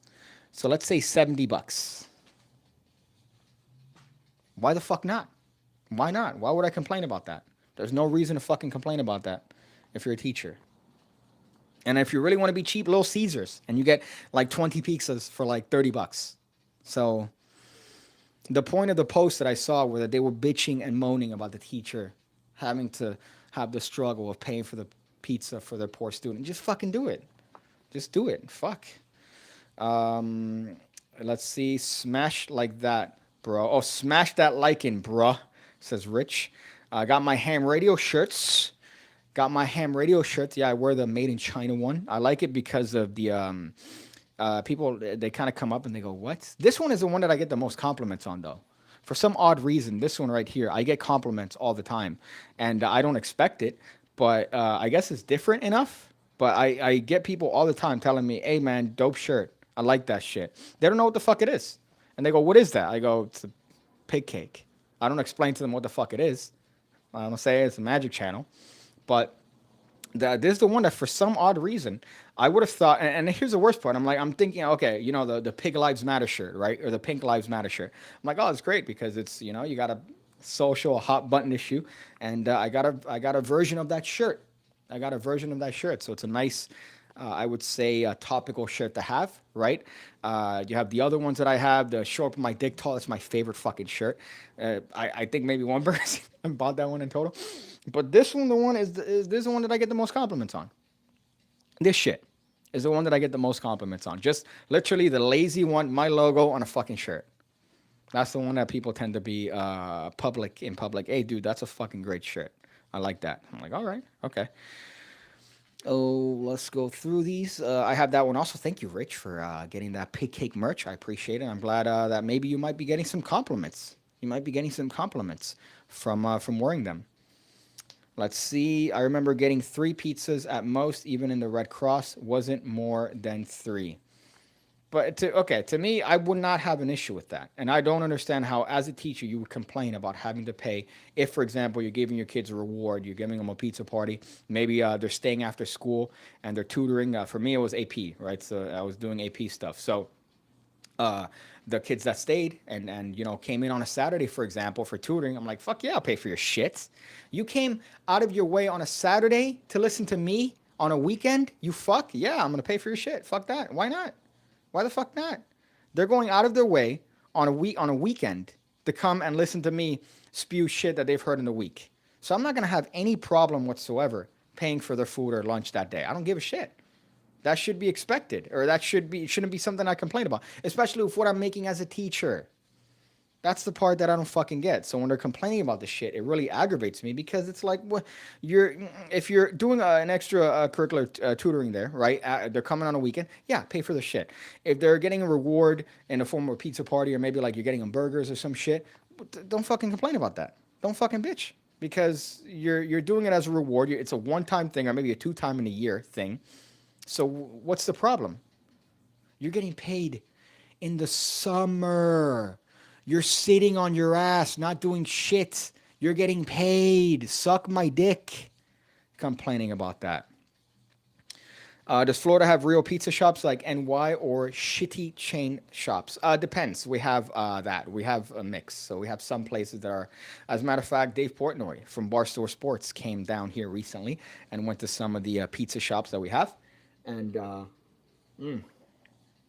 and they are he rated them as they deserve to be rated, which is shit. But then here's the thing. I've also gone to New York, all right, to little hole in the wall pizza places. And New York pizza shit. It's trash. It's garbage. I was expecting this tremendous pizza, and I was like, "Oh, great. This is wonderful. It's New York pizza." I'm like, "I've had the same pizza from Papa John's in fucking Miami. All right, motherfucker. Don't pretend that because you have a picture of Al Capone and Tony Soprano in your pizza establishment that's going to make your pizza any better. All right." I forgot what the stores, but I went to a couple stores when I was in New York a couple years ago. Bullshit. They're all shit. It's the same bullshit. When your pizza is comparable to fast food pizza, you need to rework your entire recipe, my friend. Can you do a video of you doing tricks for strangers? Yeah, I mean, it's a little bit challenging with COVID, right? Because some people don't want to be near you, don't want to do that shit. But I've been wanting to go to the beach and do interviews with people and asking them about magicians. Like, hey, what do you think of magicians? If I was, for example, a magician and I was asking you on a date, would you be more inclined to date me because I'm a magician? You know, would you ever sleep with a magician? You know, do those. I wanted to do those for a while. Ask lay people or normal, ordinary people, asking them questions about magicians, right? Like things that magicians make assumptions of. Like, hey, do you care about how magicians do their tricks? Do you, you know, afterwards you Google how a magician did a particular trick when they show you something? You know, do something like that. Things that magicians think they lay people care about. Your videos are more pleasant to watch in 144p. Well, I'm watching it in 144p here. Let me see if I bump it up all the way to 720 and see how it looks like. Let's see. I'm bumping it up to 720p and seeing how it looks like. Damn, boy. That shit clean, son. 720p out here, killing it. Doesn't look bad at 720p. I don't know what in the fraction of a fuck you were thinking, but 144p. I'm looking at it here just to make sure that the bandwidth isn't a lot. We're still bitching about teachers. Yeah, we're still bitching. Bro, what university you live in where public school teachers are paid well? Broward, Dade, fucking Indian River County, anywhere in the at least Florida. And from my experience, people that I know, at least from Texas, we're doing good. It's not what you're doing in terms of putting in the work and getting compensated for it. I think you are very well compensated as a teacher.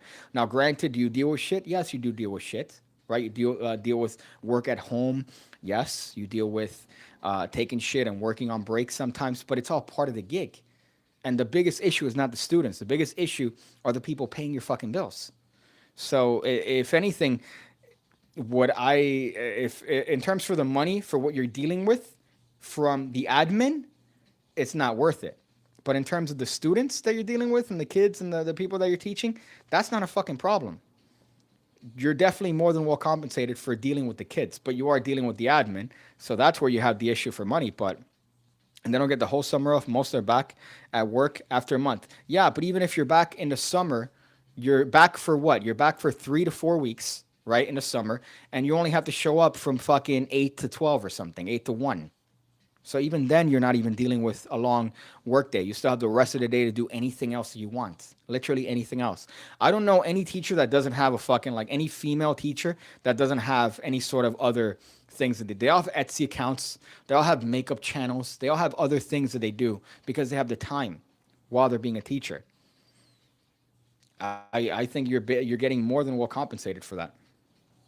And I'm not just talking out of my ass. I'm literally talking as somebody who used to work in a fucking teaching.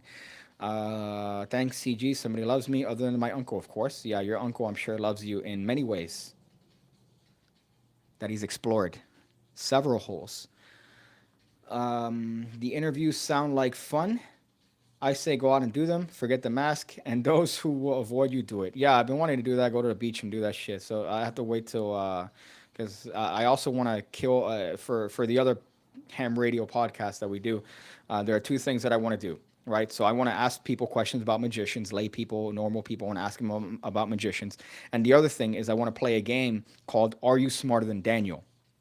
Daniel, of course, being my partner in crime for the other podcast that I do, Ham Radio, and who is intellectually disabled. And I want to ask normal, ordinary questions that anybody should know and see if they're smarter than Daniel, which I'm willing to bet they are.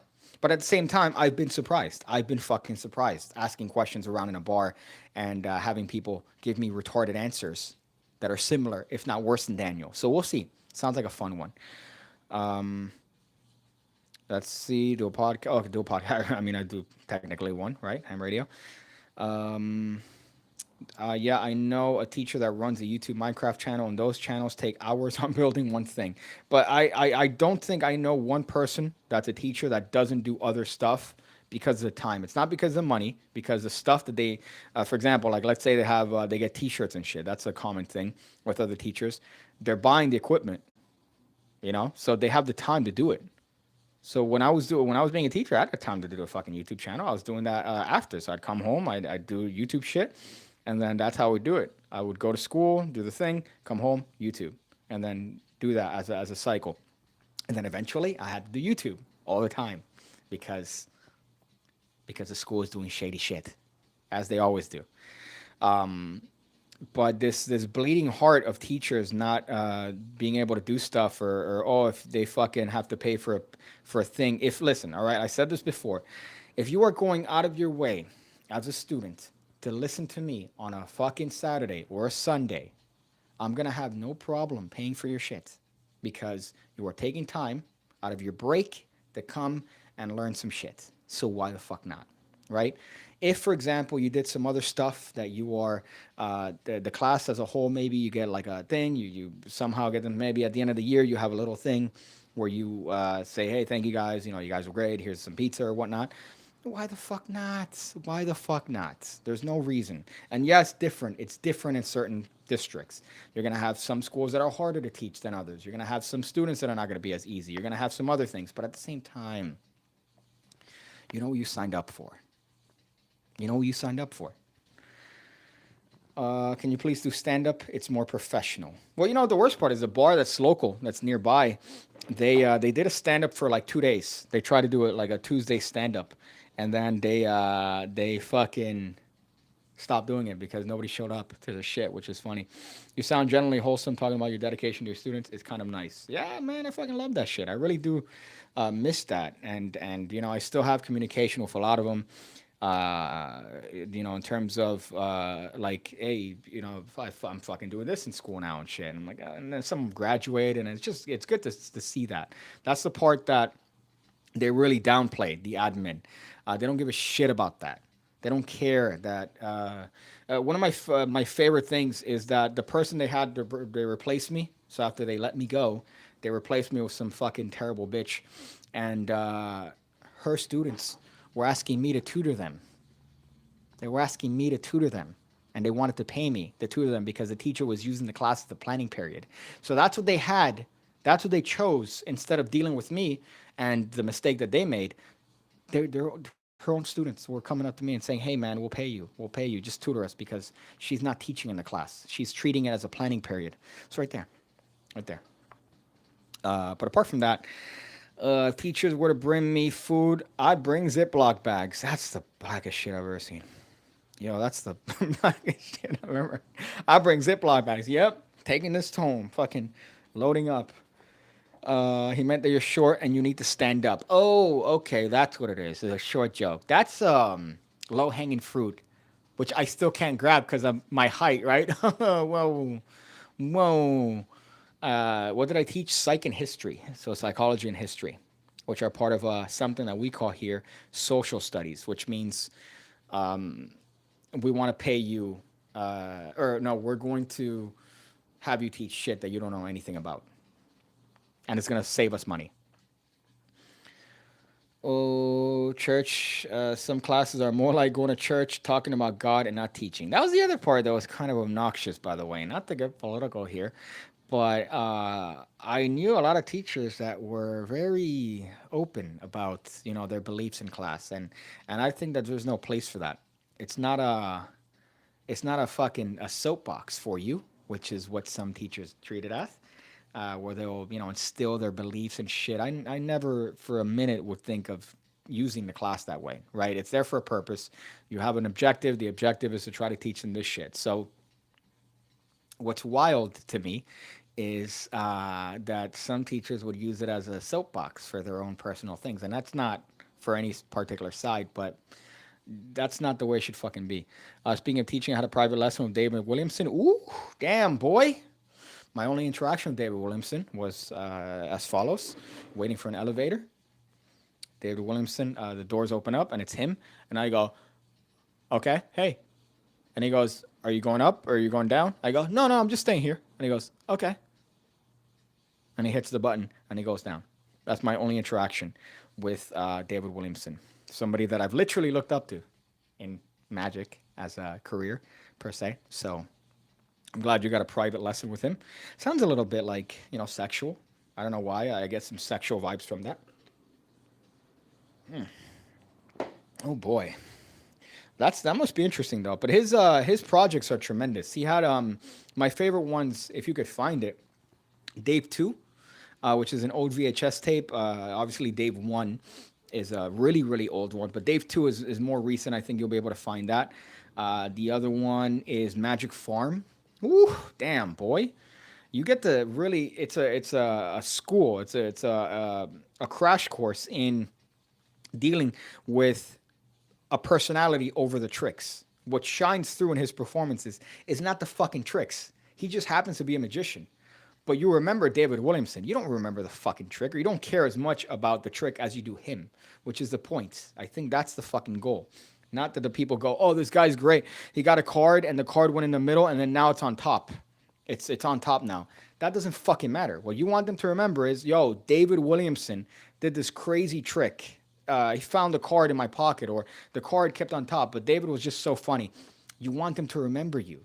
You don't want them to remember well, you want them to remember the trick, obviously, but you want them to remember you more than the fucking trick. You are more important than the fucking trick, which is what magicians don't understand, or most magicians. Super nice. He actually hopped in on the illusionist Discord after the lesson. After I told him about it, that's so funny. I imagine, right? Just him to be the most technologically challenged individual. Like him joining that is just a fun. Like I imagine him just pressing buttons, going like, I don't know what to do. I don't know what to. I'm pressed the button, and now I'm not. Just losing his mind trying to join a Discord. Um, Let's see. His magic farm is fire. I learned Cocktail Dazzler, and that shit is fire. With them bow top changes on a spread. That does go a little bit too long, to be honest. But that's part of the routine. It's a modular routine. It's this thing that you could take off parts, you could add, you could do, and it's like it's a good way to see where you are in Magic. Same thing with a trick that can't be explained, right? It's a good barometer, I guess, to determine where you are in Magic as to how you could take that and where you take it. So it's a wonderful way, and I loved it. But he does that ace thing at the end where he turns it into a 3 card money. I was never a fan of that part, but the first, I think, 3 sections are just solid gold. But he does the fucking trick with the shaker and the thumb tip. Fuck you. And the thing with the stir straw, with the salt, where he turns this literally a trick with a thumb tip into this production that could play on stage. With that, he has those wonderful bits where he, tells the person and he's moving their elbow higher with the magic wand. He's the only person that uses a magic wand that's not gay. Like he's the only person that I've ever seen that uses a magic wand where it doesn't feel like it's this contrived thing. Like it feels like it's part of his character. You know, like most magicians use their magic wands and they're very like, oh, I'm just gonna tap this with my magic wand. It's like what are you fucking, you magic wand really, buddy? I'm sure you got a bunch of swirlies in school, friend. But he uses it and it's not like it's such a he's a god. He's a literal god of magic in that sense. And the thought process. He's one of these people that's also magic is serious, right? You have to have a serious appreciation of magic, and you really do have to have a passion for it. But it doesn't have to come off that way, right? So you could be a clown, but there's this whole level of just like it's a duck underwater. That's the way I like to see it. So a duck underwater, you look above, and when a duck is going through the water, you don't see any of the movement underneath, right? So you could be a clown. You could be a complete loser, crazy clown as your performance character, whoever or how you want to convey your magic. But the thought process underneath is way more complicated than what's going on the surface, right? Which is what I feel David Williamson is because he's a fucking clown. But then you look underneath the surface and the amount of theory and thought and practice and passion that goes underneath that, it's unmatched. So that's I think another underlying thing that magicians could learn from is seeing that process. That even a clown has the psychology and everything understood underneath. He still got it. He's so smooth. That's the part. I remember seeing him. He's doing like this fucking the strike vanish, and when he looks, it literally looks like it's disappearing as he touches it. It looks like it's disappearing as he's touching it. I know what he's doing, but when he touches the thing, it's gone, and you're there wondering what it is that you've been doing for the past 21 years. Chris Hannawell speaking facts. Yeah, for sure. My fax machine is not broken, dog. Using that shit on the daily. Mario Lopez does a good job with Magic Wand and his Assault routine. Yeah, another one. He's another one that does it wonderfully well because, his thing is silent, right? Like his thing is mostly like he's a silent performer and he conveys it through body language and stuff. But even without speaking, you could kind of tell his character, which is a testament to the strength of the performer. When they don't speak and you could still determine personality traits, right? So I was watching this fucking Masters of Illusion, right? I was watching Masters of Illusion the other day, just looking at old videos, or not old videos. These are like magicians, and you watch them on stage, and they're doing silent acts, and it's the gayest shit you've ever seen in your life, because all they care about is not the fucking themselves. They don't care about conveying their personalities. Even when they're not talking, you could still convey things with gestures and facial your face. You could convey things, right? You can convey characteristics with those things, but their focus is on the tricks. So they're literally focusing on the fucking trick. And I saw this one. I don't want to say anything, about the individual, but you see the person doing the fucking the trick, and it's like, okay, it's a terrible trick. But even if you're doing a terrible trick, I know nothing about you. I know nothing about you based on your performance. The only thing I know is that you're playing around with these things that don't make sense. That don't make sense. So and that's constant. But then the ones that stand out are the ones that the Mario Lopez, the Jan Frisch, right? The people like that, the David Williamsons, they're the ones that stand out even when they don't say a word, because they care more about themselves. They care more about conveying a story than they do the actual individual tricks. The tricks is just a vehicle, but it's the vehicle that's allowing themselves, their personality, to be conveyed to you. And that's the part that makes these guys stand up and make these guys worthy of your study and your adulation and your attention, right? And those are the ones that stand out and have people go, oh, I really love that guy. He's tremendous, right? We're still talking about David Williamson. We're still fucking talking about people like that, Bill Malone's and people like that, because they're geniuses when it comes to that fact. So it's kind of a shitty thing when you see these magicians that are technically great, right? Technically, there's nothing wrong with them, but they're literally just a drop in an ocean where they don't stand out. So I don't know. There's a lot to be said about that. Chris still not having hitting me up. Ooh, damn, dog. Hey, Stefan, what's up? Hit me up. Look at that. Too late now, dog. Too late now, dog. Jesus. Well, I think X is doing some stuff. I don't know if I should even say that on the stream, but X is doing some stuff, I think, here. But I don't think I'm going to be able to meet him up, unfortunately. Matthias says, yo, Pigcake. Yo, what's up, dog? Mark Cobain, yeah, Jan Frisch, he's another one that he doesn't have to say a word. He doesn't have to say a word, but you know that there's something wrong with him. There's something odd there. And then he's trying to do all these things and the balls are just disappearing. And you're seeing this this mental unraveling of this individual. Let me make sure my battery's not down here. Okay. You're seeing this mental unraveling of this individual, and he's showing you through the trick, but it's magical stuff, and you've seen this amazing sleight of hand and these balls disappearing and appearing, and you see his character unravel, but the focus is on his character. If he did all that stuff just without any sort of character whatsoever, it would be shit. But he managed to convey his character, what it is that he's trying to have as an effect, which is a mental patient, right? So it's like, it's just a shitty thing when you look at these magicians and do that. After the stream, look up magicians performing, younger ones. Look up Masters of Illusion, for example. That's the one that I found. I found like 4 or 5 people that you look at them on stage and they're doing these, very nice looking tricks, but there's nothing there. There's no substance. The only thing that they're thinking of from one point and another in their act is, how can I get from this point to the next point in the trick? That's it. That's the only thing they fucking give a shit about, which, I mean, yeah, that's fine. You could do that, but what are you doing, really? It's not art. What you're doing is fucking parroting at that point. Uniqueness and self-awareness is key to being an entertainer. So many magicians walk on stage to Ricky Martin in red suits and shit. Yeah, no, you're 100% fucking right. They do it because I guess is what the people that they looked up to did. But I think what matters the most is trying to convey yourself to an audience. The trick is there and it's incidental, which is why the magicians that stand out don't give a fuck about tricks being exposed or tricks being taught. They don't give a shit about that, because what matters to them and what matters to their audience is them. They went to see them. They didn't go to see the trick. They went to see them as an individual, as a person. So that's the part that really is hard to convey to younger people, because younger people are thinking trick, trick, trick, trick, trick. But that's not what the value is, especially if you're trying to make fucking money in this field, especially if you're trying to stand out, if you're trying to get noticed, or at least not even make money, but, get noticed or get known by the general magic populace, which for some reason is valuable to some people.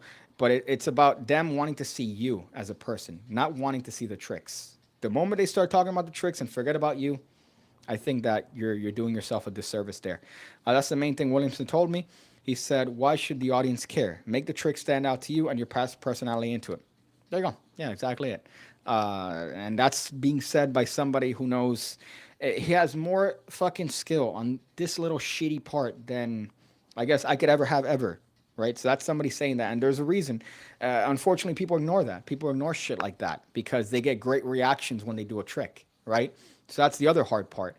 Okay. Yeah. Piggy's saying this or David Williamson saying that or Stefan saying that.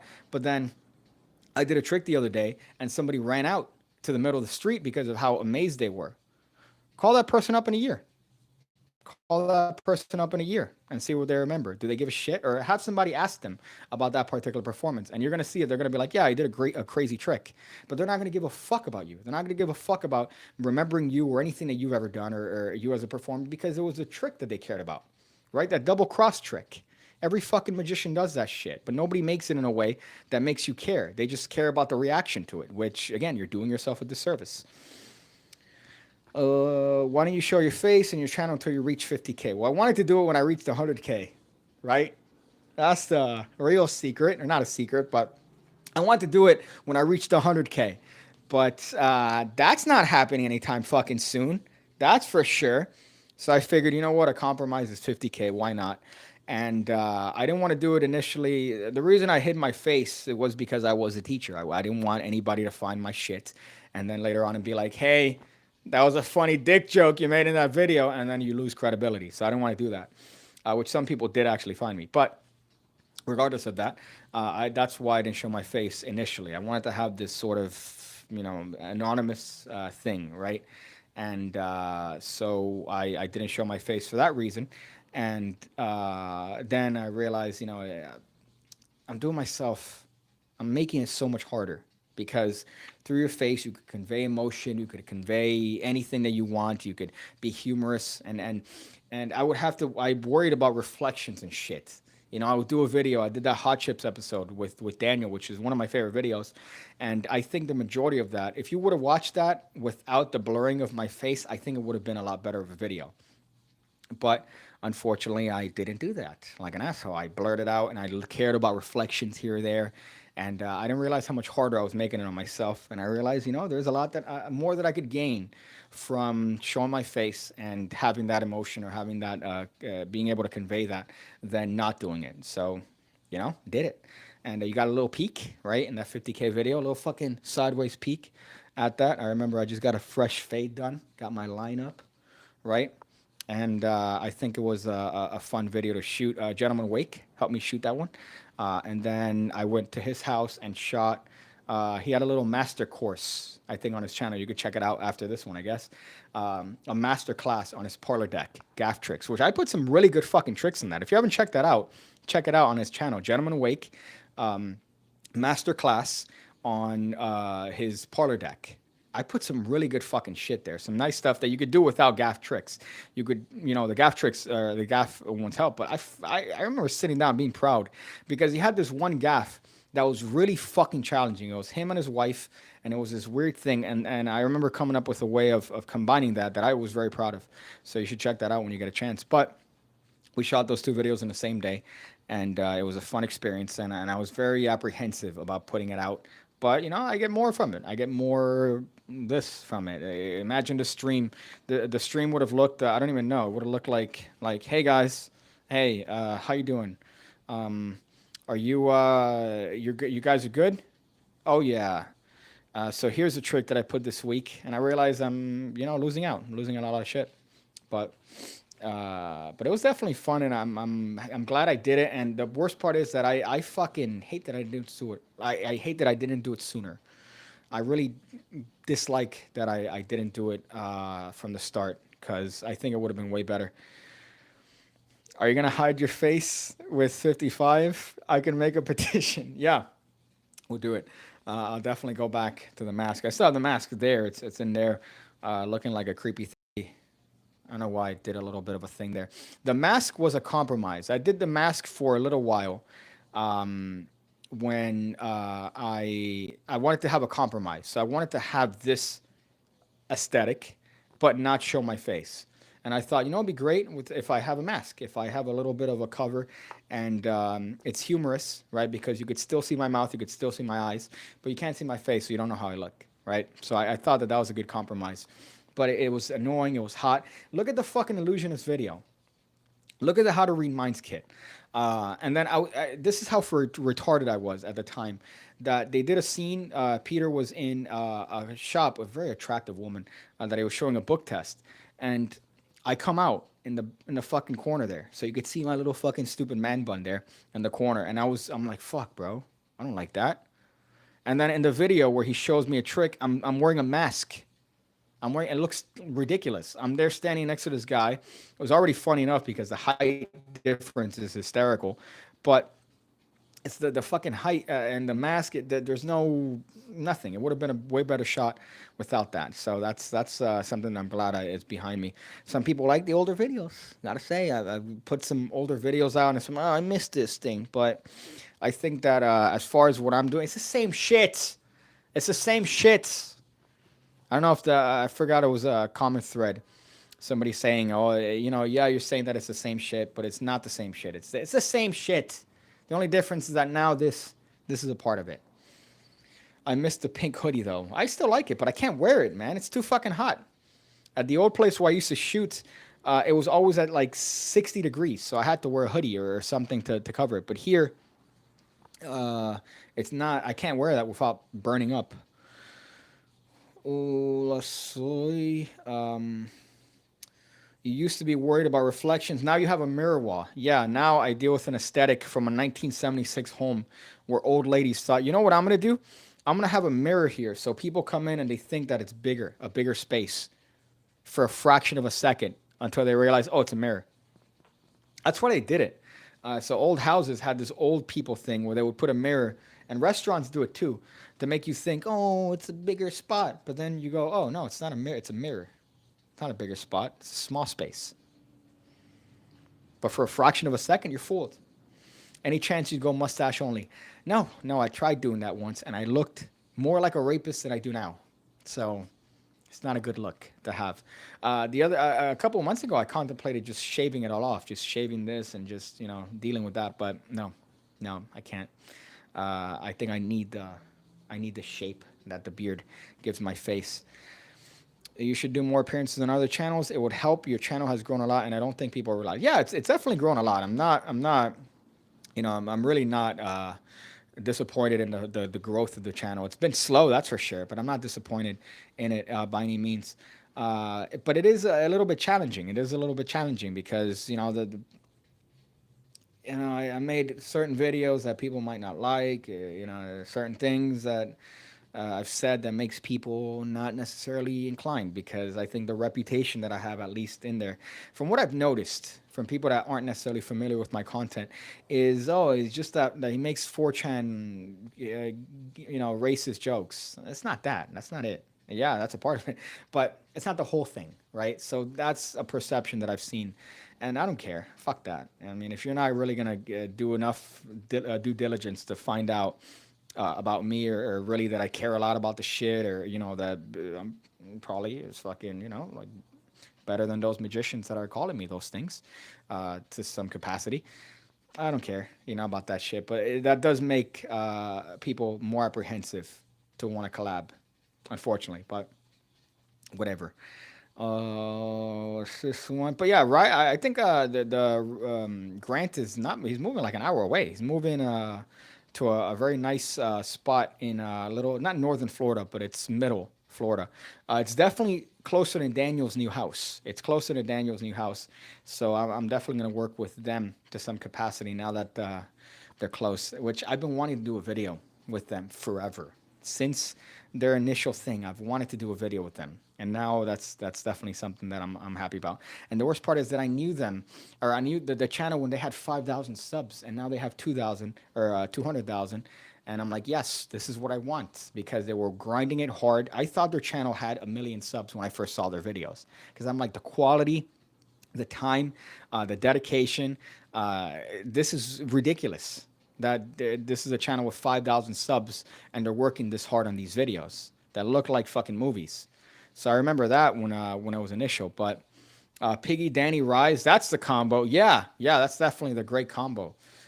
You could, do that move that you do with the cards, right? You could do them You could do a video with them about that move with the cards you do.